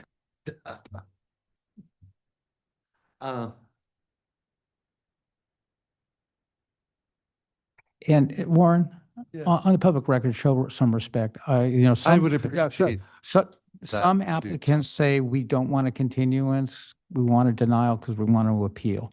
I always ask after you get a set of comments like we gave, if the applicant wants a continuance or a denial. You said you want a continuance, we're going to give you a I continuance. said, of course I do, Tom. Thank you. Okay, very good. That's not how it sounded. Let's I'm keep sorry. the decorum. Yes. Because everybody's here in good faith, including you, including us. We're just trying to get a project that can be approved. Thank you. Go ahead. I'd recommend continuing to a date uncertain and No. renotice. No. I agree And with I Louis. believe it's my choice. In fact, it is my choice. No. It's not. Oh. Yeah, it is not your choice. Lewis has put something on the table. I'm inclined to agree with him. I think it needs to be thoroughly rethought and supplied, and these questions answered. I don't know how long it's going to take. With but- the restaking, the noticing Excuse me. should go with it. May I open up the public hearing, please? No, you may not. We're done. So Lewis is not in favor, or is in favor of tabling. I'm in favor of that. Chair, I'll move item number 5.3, design review, 25-6, I'll move item number 5.3 at 2647 Glenery Street to be continued to a date uncertain. I second that. Please call the roll. Board Member Bauta, Yes. Board Member Coveney, Yes. Board Member Weil, Yes. Chair Pro Tem Gannon, Yes. Chair Gibbs. Yes. Motion is passed 5-0. All right, next item. Thank you all. I appreciate it. I am. Okay. Yeah. Yes. Yeah.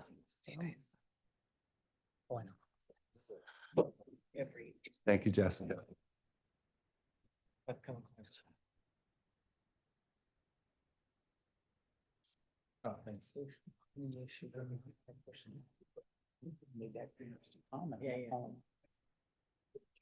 Daniel, is the next one? It doesn't serve anybody. I hope so. Okay. Yes. Yeah, yes.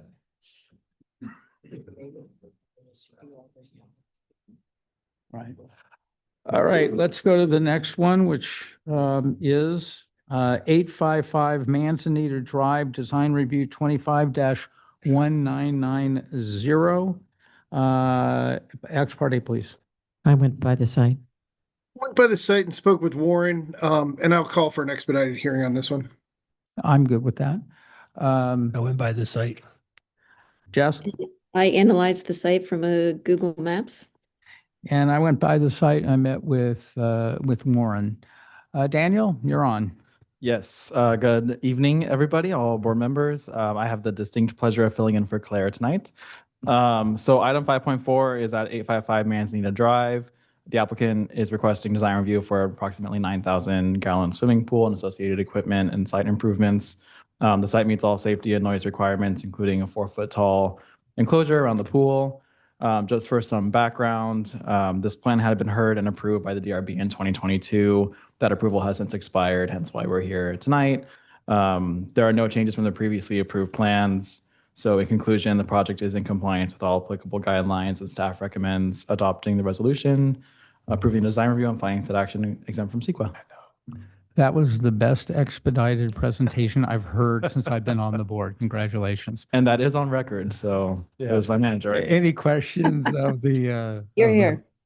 None. Open the public hearing. Warren, you're up. No comments. Thank you, Tom. No comments. That is the briefest Warren's been on since I've been on this board. Any members of the public wish to speak? Seeing none, Warren? Still no comments. Thank you. Okay, with that, any questions? Does Close the Sadie pub- have any comments? What's a dog biscuit?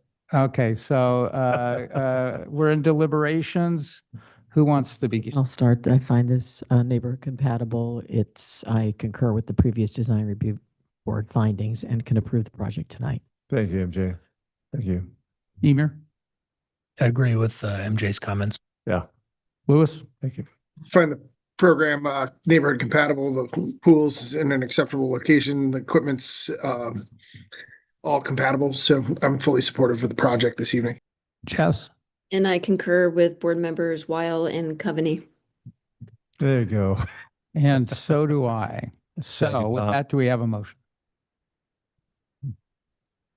Chair, I'd like to make a motion to adopt resolution 25-1990, approving design review 25-1990 for the property located at 855 Manzanita Drive and find said action categorically exempt pursuant to CEQA guidelines 15303. Second. Call the roll, Paula? Board Member Balta? Yes. Board Member Coveney? Yes. Board Member Weil? Yes. Chair Pro Tem Gannon? Yes. Chair Gibbs? Yes. Motion has passed 5-0. Congratulations. Thank you. Thank you, guys. Good night. Thank you, Daniel. Have a nice evening, you guys. Thanks, Greg. Thanks, Warren. Warren, you batted 500 tonight. All right, board members, do we need a break or you want to plow through? We got 2 more to go. Let's plow through. Let's come through. All righty. The next one. No, I'm good, man. I'm just rocking here. It's 5.5 at 31321 Brook Street. Design review 25-1809, coastal development permit 25-1761. And I'm gonna call for this one to be expedited. Ex partes, please. Chair, Visit the site. Go ahead, Lewis, since you started. Sorry, I visited the site and I've been to this property a few times over the years. Jess. I visited the site. I visited the site. I visited the site and I exchanged messages with the homeowner. And I visited the site and was shown the property, which I love, by Mary Catherine. Okay, with that, can we have an expedited presentation, please? You sure can. I'm Sammy, if you don't remember me, and I'm here to present item 5.5, which is for design review 25-1809 for an expanded elevated deck, and coastal development permit 25-1761, which is for an attached accessory dwelling unit resulting in excess building site coverage and also requires design review board approval. Staff is recommending approval and finds said action exempt from CEQA. Thank you very much. And that was as good as the prior one. So with that said, 2 in a row.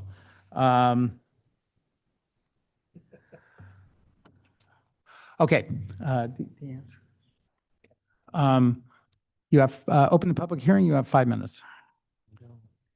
My name is David Lamontagne. I'm the applicant. I think the thing that I want to say about it is that we spent a lot of time and energy trying to make sure that we found the right spot on the lot to do this, so that it was very just, I want to say, compatible with the neighborhood, and just not of much effect to the neighborhood in our lot as well, and the neighbor. And I wish I knew I could have invited the neighbors here to show up and support, because I think they would have, but I didn't invite them. But at least to me, when we've had our meetings, we didn't have any negative response. And so with that, then Mark Whitehouse is my architect, and if you have any questions of either one of us, we're here. Thank you Trying to help very with the much. expedition. Any members of the public wish to speak on this project? Seeing none, I go back to you. You have anything more to add? You have 3 more minutes. Yeah, not at this point. Do you? No, I mean, just we tried to do a subterranean project so it wouldn't, limit the neighborhood impact, and the glass railing was also so the views of the neighbors would be able to see through and things like that. So that was really our focus, was working with the neighbors and trying to have little impact on the property. Thank you very much. Any questions? Not hearing any questions. I close the public hearing. MJ, you want to start Okay. on this one? Thank you. I think this looks great. I think it's an easily approvable project in the sense that even though you're going over what we require or would prefer for site coverage, just minimal overage, you're not blocking anybody's views. You have one of the remaining sort of cottagey, Cape cottagey, or I'm not sure exactly what cottagey it is, but it's nice to have cottages mixed in this neighborhood. I live not too far from you, and I drive down here. What I will ask, however, is a staging plan provided with this build. You're on a real narrow street on Pedro and Brooks. There's a house, I think, being worked on across the street from you that has a lot of activity. And the one next door to you, I think, has had activity. I don't know how you're going to keep Pedro clear during this. So I think I know there's other houses that have flagmen when there's like really large earth being removed. So I would like to see some sort of plan. And I think we can ask for that to be submitted with your building permit, so that there's the intrusion on the neighborhood and the access for fire trucks and other workers that come down Pedro. It won't get stuck. There's a lot of construction in this neighborhood right now, so I just really like that. Otherwise, I think you've done a great job, and I think I can approve this project tonight. Okay, let me speak second.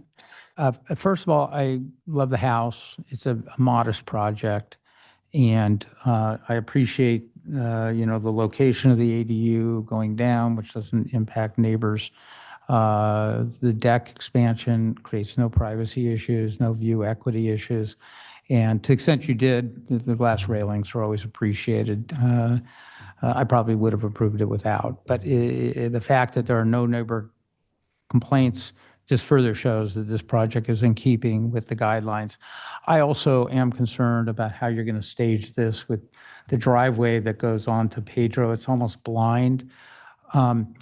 There is a staging plan that's done through the building department, but what I would suggest, rather than making it a condition, just make the statement clear on the record, and direction from the board to staff to make sure that the staging that's required by the building department consider the safety and potential blockage on Pedro. They're going to stage on the driveway. It's a long driveway, and it's more than adequate for the staging for this kind of project. But it's construction trucks coming in and out. I just had a cement truck do the footings for my project in my house. And fortunately, we had an alley. But I could see having that kind of situation, you're going to need that. You need just to make sure that that's thought through by that DRB tells the building to think through that issue and make sure that a staging plan is appropriate during critical points of construction. Emir, I want you to go next. I want your thoughts on that as well. I trust the builders to do the right thing during staging. That's fortunate the enough- builders. I think this home's beautiful. I love seeing the original architecture drawn by hand. So kudos to the architect. A modest project. I think it meets the design review criteria. And I could definitely approve this tonight. Okay, Lewis. Yeah, I echo what my fellow board members said. It's design review compatible, and the excess lot coverage is acceptable. I think it was also stated earlier that like the subterranean really helps in that creation, and that nexus makes that work. So I'm supportive of the project. Jess. I have nothing further to add. I can echo what each of the board members previously said, especially regarding, because this has been a theme for tonight, lot coverage.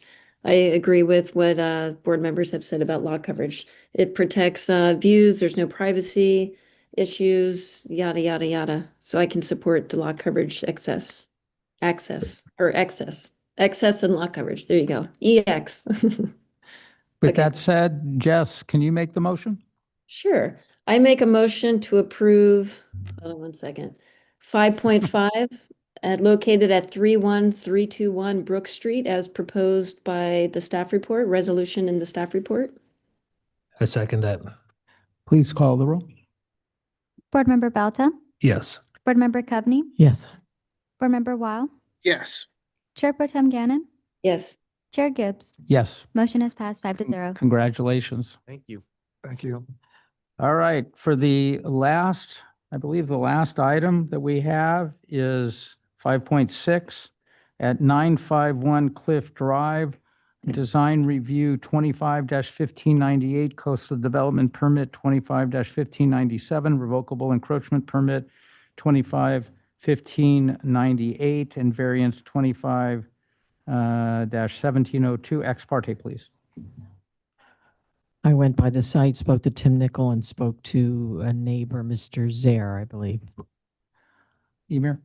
I visited sites, the neighbors' sites, 176 Fairview, 177 Fairview, 162 Fairview Street. Met with Loretta, spoke with Jan, and met with Alice. I also visited a site 951 Cliff Drive and spoke with, exchanged messages with Tim Nickel. Okay, Lewis? Yeah, and I made it out to the site and around the neighborhood a little bit, and then I spoke with Tim Nickel. Jess? I spoke with Tim Nickel and visited the site. All right, I met with Tim Nickel at the site. I spoke to Loretta Lewis. I spoke to John Hunter. I spoke to Alice White. And I'm not sure if I spoke to Jan, but I did speak to the party associated with 177 Fairview Street. So you're Jan? Oh, you're Alice. Okay. So that's the ex parte. Daniel, you're on. Thank you, Chair. Item 5.6 is for a project at 951 Cliff Drive. It includes a design review, coastal development permit, revocable encroachment permit, and a variance request. The project site is located along Cliff Drive, next to Shaw's Cove. The proposed project includes a 261 square foot lower level addition and the removal of 28 square feet to the primary home, so that that portion is no longer in the side yard setback. This slide, it's a bit challenging to see, but shaded is the areas where the new additions are occurring. And over here on the north elevation, you can see that removal of the that lower level portion that encroaches into the side yard setback. In addition, there are additions to the garage, and one of those garage additions includes a variance request, and that's highlighted in yellow here. This 3 square foot area, as the garage is located in the front yard setback to begin with. And the project also includes new landscaping, hardscaping, and water features, or actually one water feature. And the ADU includes a 48 square foot addition to the existing 251 square foot garden workshop for a total of 300 square feet. There's 9 cubic yards of grading export required for this project. And the recommendation is to conduct this public hearing and approve the following entitlements if the board can make the findings and find the project exempt from CEQA. I also want to mention staff received several site visit requests from neighbors that were forwarded to the board, and there was mention of view equity concerns. That concludes my presentation. Thank you. Any questions of staff? Not hearing any. I open the public hearing. Tim, you have 5 minutes. Good evening, Tim Nickel, project architect. This is Allison Terry, our great landscape architect next to me. This property contains 2 separate structures. The front structure consists of the garage facing Cliff Drive with an attached studio to the south. The 1,800 square foot main residence is located at the south end of the site and is oriented towards the ocean. The main house was originally constructed in 1920 and has undergone some additions over time. The proposed project includes remodel in addition to the north side of the main residence, an area that has been previously modified and is no longer in its original 1920 condition. The new area includes 261 square foot at the ground level and 667 on the upper level. Based on the preliminary staking that we did, the addition is expected to be minimally visible from Cliff Drive and not visible from the beach due to the angle of view. The other improvements include the 3 square feet to the garage and 49 square feet to the art studio. The new materials will be compatible with the original 1920 residence. While not an exact match, they will include painted wood shingles and siding, clad wood windows and doors, painted trim and casing, and a composition shingle to be roof shingle to be replaced inclined. Let's see, the doors and windows, as I mentioned, will be replaced with clad, most in the existing openings. Siding and trim will be repaired as needed. Exterior railings will be repaired as needed. And it's our intention to preserve the character of the original 1920 residence on this. The variance we request is to bring the garage into conformance for parking 2 cars. Several other homes on this block, all the way down Cliff Drive, in fact, have received the same variance for expanding garages or building garages within the front yard setback. Would you like to briefly talk about the? Allison Terry, landscape architect. So the primary design goal was to bring the historic character from the home into the landscape. So to do that, we proposed to use stone cobble for the retaining walls. So we were keeping the 2 retaining walls who are on site in their same locations and the same heights. So there was minimal grading on the property. So minimal grading and minimal disturbance. So we were preserving as much of the mature existing landscape as possible. But we also needed to meet the state water requirements. So we have a mix of subtropical and Mediterranean plants. So in terms of the hardscape elements that we're adding, so we're adding an arbor over the front entry. So we're reusing the existing front gate and adding a wood arbor that will be in keeping with the historic character of the home, the cottage look.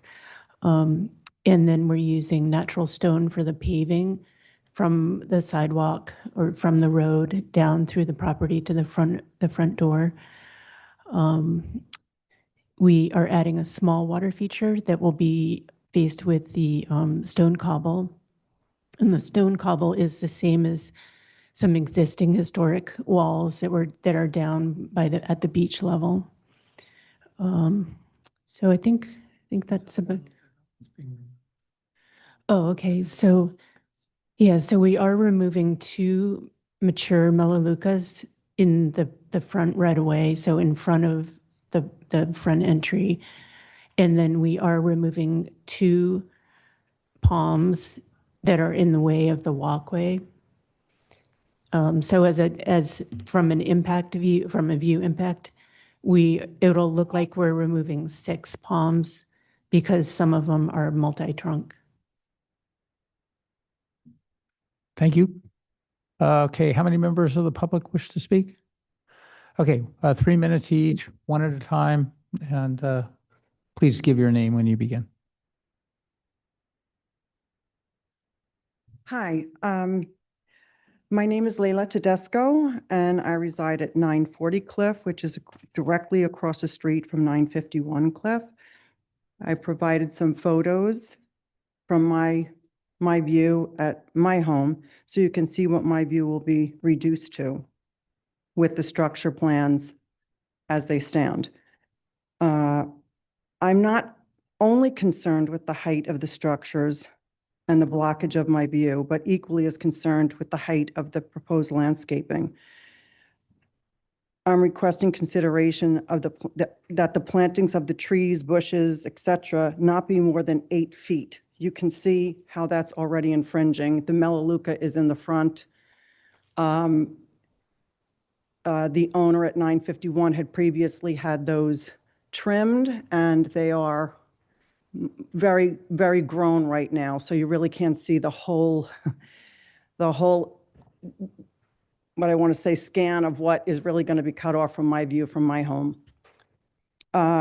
And I'm requesting with that 8 feet, the podocartus on the perimeter of the property lines, the giant bird of paradise to 8 feet, and all plants on the perimeter 8 feet. Carrotwood would be ridgeline, hopefully, and all other plants at ridgeline. And I guess that's about it for me. Thank you. Next. Thank you. Please come up. If anyone that's why I want you guys to stand in line, so we don't have to kind of get you up there. Okay, don't just come on up. Let's keep the flow going here.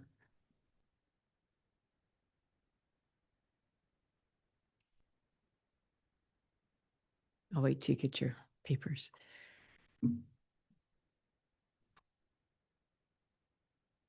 Because I'll talk to the numbers on the pages. Hey, go ahead. Okay.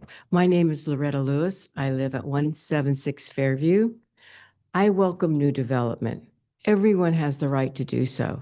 The Perkins are doing something nice for themselves, and I support this project. Image 1. However, the choice of how to develop setback to setback, side yard to side yard is insensitive to the existing homes. This 2-story object set on top of the existing house damages mine and my neighbor's views.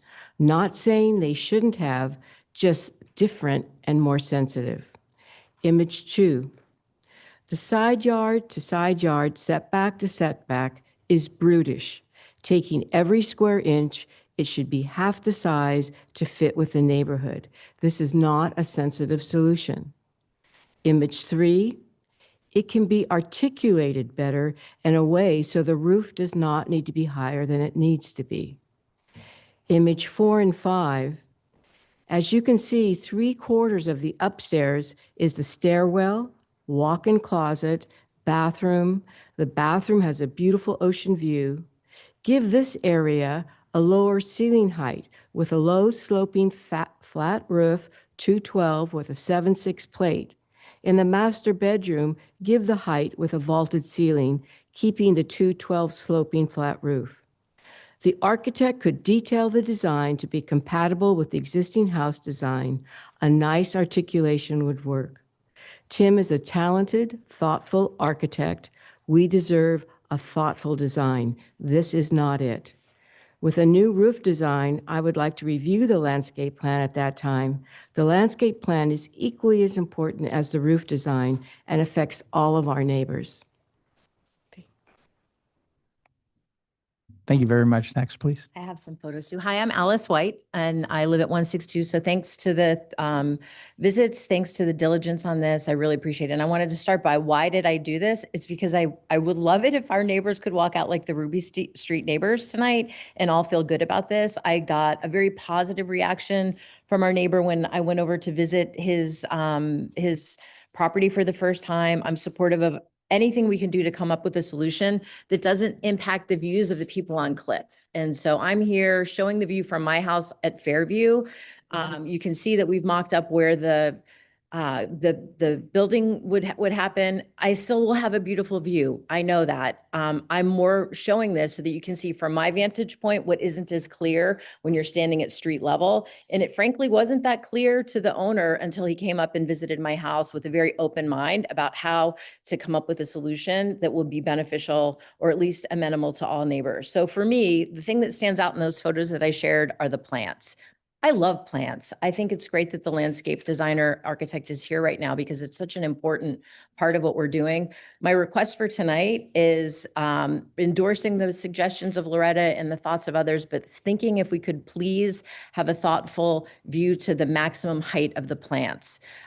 There's an opportunity here to reduce palms. I was delighted to hear that. I can't tell if they'll all be missing, but if you compare the view with the palms and imagine it without, it's almost better than any impact coming from the building coming in from where I'm looking. So if we could limit the height of the podocarpus that could grow much higher than 8 feet, somehow formally and establish that, if we could just really take a thoughtful look at any plants that are prone to turn into trees like carrot woods, I just think we could contain it and have a solution that would be much more positive for the neighbors that I care so much about who have ocean views that are more impacted than mine. So thank you so much for your consideration. Thank you very much. Next speaker.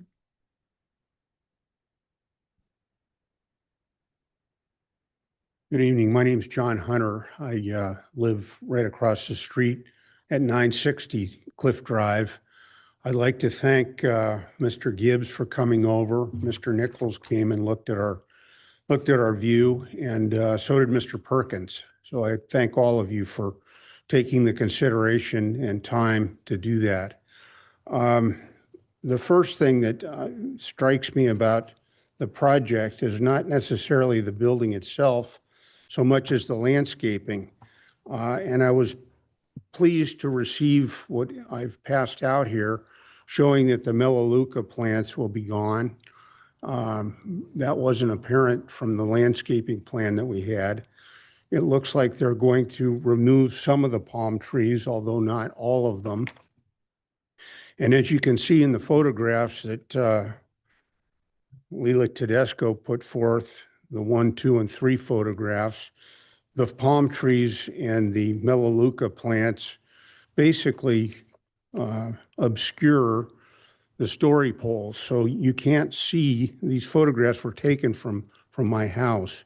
You can't see the story poles in their entirety from where we're located. Without the Melaleucas and the palm trees, I think you'd be able to see that. The landscape plan also doesn't provide for height restriction, yet some of the plants, in particular the podocarpus, are 30 or 40 feet in height at their maturity. And if you look at the access to Shaw's Cove, it's, excuse me, it's bordered by podocarpus, both of which are very tall. And the neighbor, Mr. Gilbertson, on the south side, trimmed his recently and brought it down probably to 10 feet or so. But in any event, the podocarpus is something that is going to be an issue in the future if we don't address it now in the landscape plan. With respect to the carrot woods, if they're existing, that's fine. I think we should have a restriction in the landscape plan that says that they should be no higher than whatever the ridge line is, depending on what the ridge line becomes after changing the slope. And I know that Loretta spoke to the change in the slope of the roof. So those are my concerns. They have to do with the view, and our view is definitely impacted by what is there now and what is proposed for the future. Thank you. Thank you very much. Any other speakers? Seeing none, I return to the applicant. You have 3 minutes. Sure. We had talked to neighbors about some of these issues. One was possibly reducing the roof height. Right now, we have a 4 and 12 roof pitch to match the existing 1920s cottage roof. Ideally, we would like to have that match because it's the style we're trying to keep of the house, but that could be lowered. By lowering it to 2.5 and 12, we pick up 12 inches. I don't know how much that does for anybody. I wasn't invited to everyone's house to look at views, so I didn't get to see Lila's house view from there. We are open to height limits on the landscaping. It was talked about either the ridge height, eave height, or 12 feet as the things we discussed with the neighbors. I would like to point out also, we have 8-foot plate heights on the lower floor and 8-foot plate heights on the upper floor. So it's, not excessive at all. The only place we did a 9-foot was the single-story addition on the lower level, which doesn't affect anyone's view. And we're about 5 foot 4 inches below the maximum allowable building height. Yeah, so I'll let Allison speak a little bit about the landscaping height limits, because I know you've given some thought to that. Yeah, and I agree that it will be, it's sensible and quite easy to keep the podocarpus at a manageable height. So in the neighbor communication, they had mentioned 12 feet, which is definitely, something that we could put in the plans. And the carrot woods, they're mature, so they've been in the ground for quite a while. They're mature trees, and we're not altering the grade that they're at right now. So we're keeping the existing grade, and the owner, keeps that as they don't interfere with the view at the current. Yeah, they're below the ridge height. And so as far as proposed trees and proposed shrubs, we can easily keep them to ridge height or to 12 feet. Okay, anything else? The only exception is the palms. So there would be 3 palms left after we take out the palms that we need to take out for the walkway. Okay. Let me start with a quick question here. I'm not sure how you're proposing landscape. It will be the lesser of ridge height or 12 feet for existing and new, with the exception of what? Of the palms. The existing palms? Mhm. And how many in location? And there's going to be 3. And location, are they on the plans?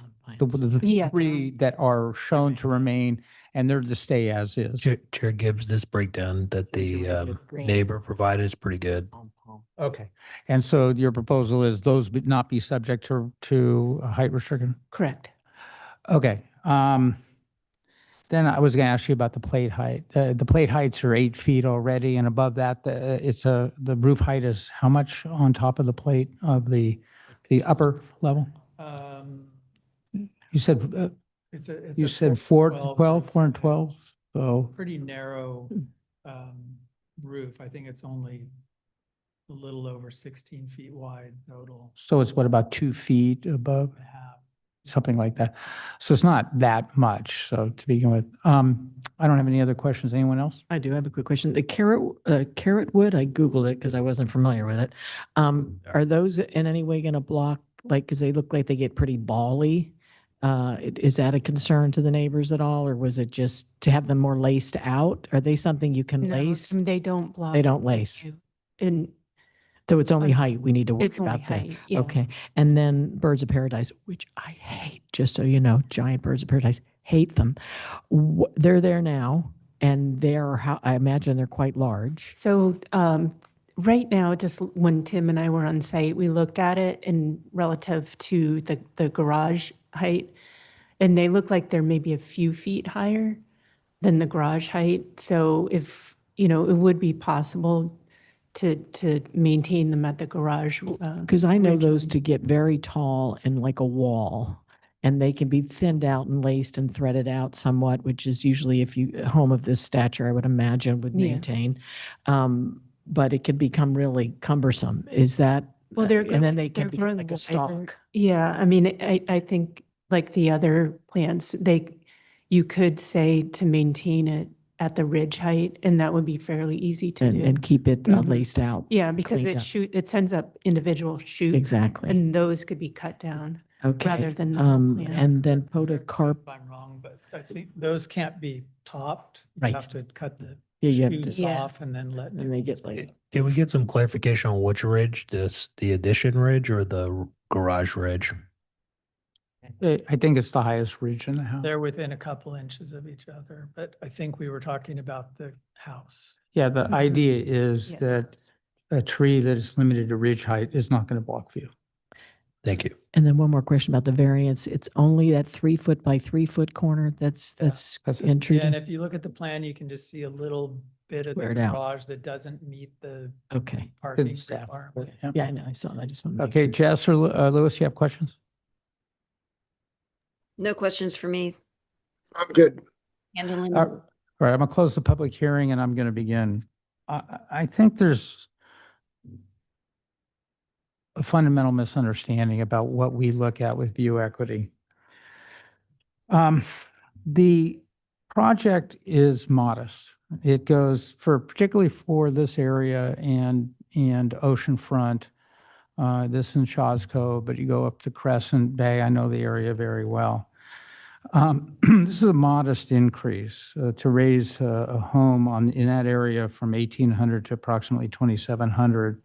It's compatible in mass and scale. The architecture's totally compatible. The design articulations, typical Tim Nichols project. It's a good project, and it could be a lot bigger. And I think that my hat's off to the applicant for keeping this project compatible with having a, rather limited size project on a terrific piece of property that's relatively large.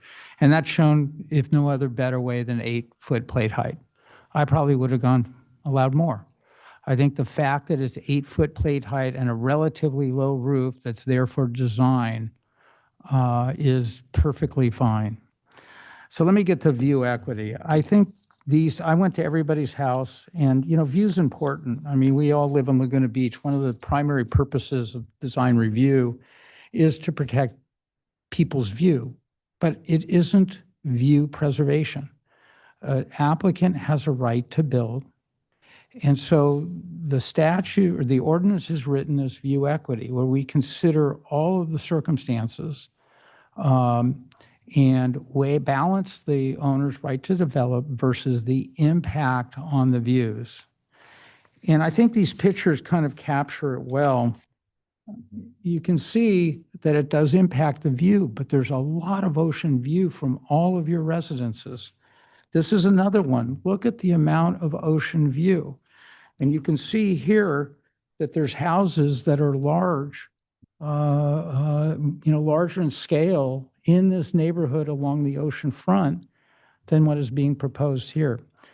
All that's to say that while there is definitely impact on view, and one other point, and this goes to Mr. Hunter's point. Again, your concerns are legitimate. I'm not demeaning them, but it's not our job to preserve views. That would be contrary to what we're directed to do. We have to consider view equity, which balances, which means we look at the amount of view that's impacted versus the overall view that you all have.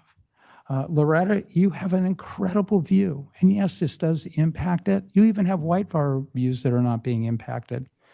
Mr. Hunter, the job of design review isn't to improve, require a project that improves your views. I could not even see the stakes from your house. It was behind trees.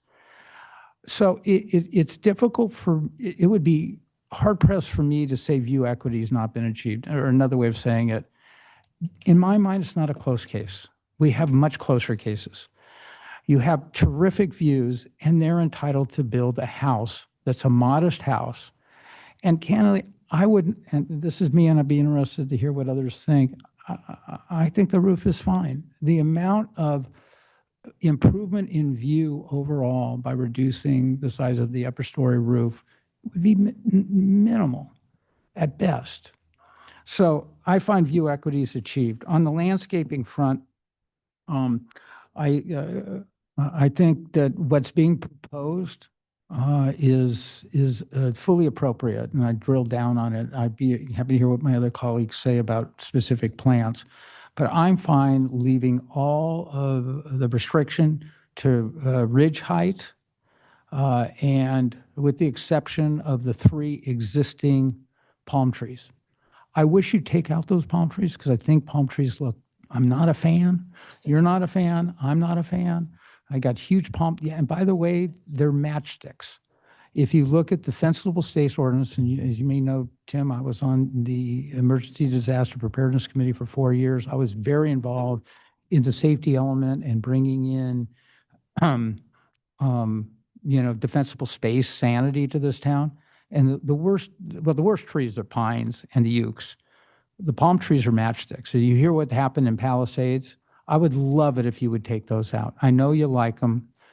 I think the neighbors would definitely appreciate it because their views are being impacted. Now, it's not, I think view equity has been achieved. I don't think that I can in good conscience, I'll tell you to take out existing trees. So I'm willing on this project to approve the project with the ridge height limitation, except for those palm trees, with a strong encouragement to take them out. With respect to the REP, very easy. They're the typical things we find in our REPs. I find that we can make all the findings. The variance is a no-brainer. It's only a 2 or 3 square foot spot, and it's needed to make, it's needed, and it's well within the discretion of the board to approve such an REP, and we can make the findings. I glanced at the historical resources reports. I find no historical resource here, and from looking at the house, I don't see it either. So those are my comments. Okay, I'll go next, if I may, Chair. Go ahead. I'm just going to jump on. First of all, whoever did this, thank you. It was really helpful, and I appreciate this landscape circling. It just gives it a little more emphasis, and that's really helpful. Yeah, absolutely no view equity issues at all. No need to lower your height. It's an egregious attempt, and I believe that it is unfortunate, but it is nothing to worry about. You are a very responsible architect, and I know if you felt like if you were impacting, you would make some efforts. No need to do that. I think we've made a decision about the ridge height with the height of the existing and what you're going to be planting. I have no problem with the palms. There's palms all up and down the coast. It gives dimension, and I do like to keep them at minimal, though, I agree. But they do allow to give dimension and sort of a tropical vibe to the whole coastline. So I don't think you were even contemplating removing them. If you were, I would say don't. You've reached neighborhood compatibility, design integrity, articulation, access, parking, everything. I can make findings for the variances easy, as well as the REP, so I can support the project tonight. Thank you. Emir. I agree with my fellow board members. I think this project meets the design review criteria, and I can also approve this project tonight. Louis. Or I can Yeah, go. so I appreciate the comments of my fellow board members. I think you guys have summed it up pretty well. I'm supportive of the way Chair Gibbs outlined a lot of the design review criteria. I support his analysis, as it is my own as well, on view equity. So I'm supportive of the project. Jess? And I have nothing further to add. I think the three members of the board that are in the chambers right now pretty much hit everything on the head, especially Chair Gibbs and Board Member Coveney. I have nothing further to add other than great design. It's minimal. It's neighborhood compatible. It's It's all the things, design review criteria, all the facts can be made and all the objective findings are there and view equity. And thank you, Chair Gibbs, for showing me that photo. And I agree that view equity is achieved and I can support this project. Okay, I'm going to make a motion. I move that the board adopt Resolution 25-1596, approving design review 25-1596, coastal development permit 25-1597, revocable encroachment permit 25-1598, and variance 25-1702 for the property located at 951 Cliff Drive, and finding said action categorically exempt pursuant to 15301 and 15303, with the condition that all landscaping on the property, existing and new, is limited to the lesser of ridge height or 12 feet, except that the 3 existing palm trees are not subject to that limitation. Do I have a second? Second that. Call the roll. Board Member Bauta, Yes. Board Member Coveney. Yes. Board Member Weil, Yes. Chair Pro Tem Gannon, Yes, ma'am. and Chair Gibbs. Yes. Motion is passed 5 to Thank you very 0. much, and good luck on your project. And I disagree with MJ, take out the mouth. So we don't always agree. I know, I do not have, no, off the record. With this, we are, our next meeting is November 13, 2025. And with that said, any other comments before I adjourn? Thanks, Meeting- guys. I'll see you guys there next week. Meeting adjourned. Bye. Bye, Jessica. Bye, you guys. Bye. And I might see you next week.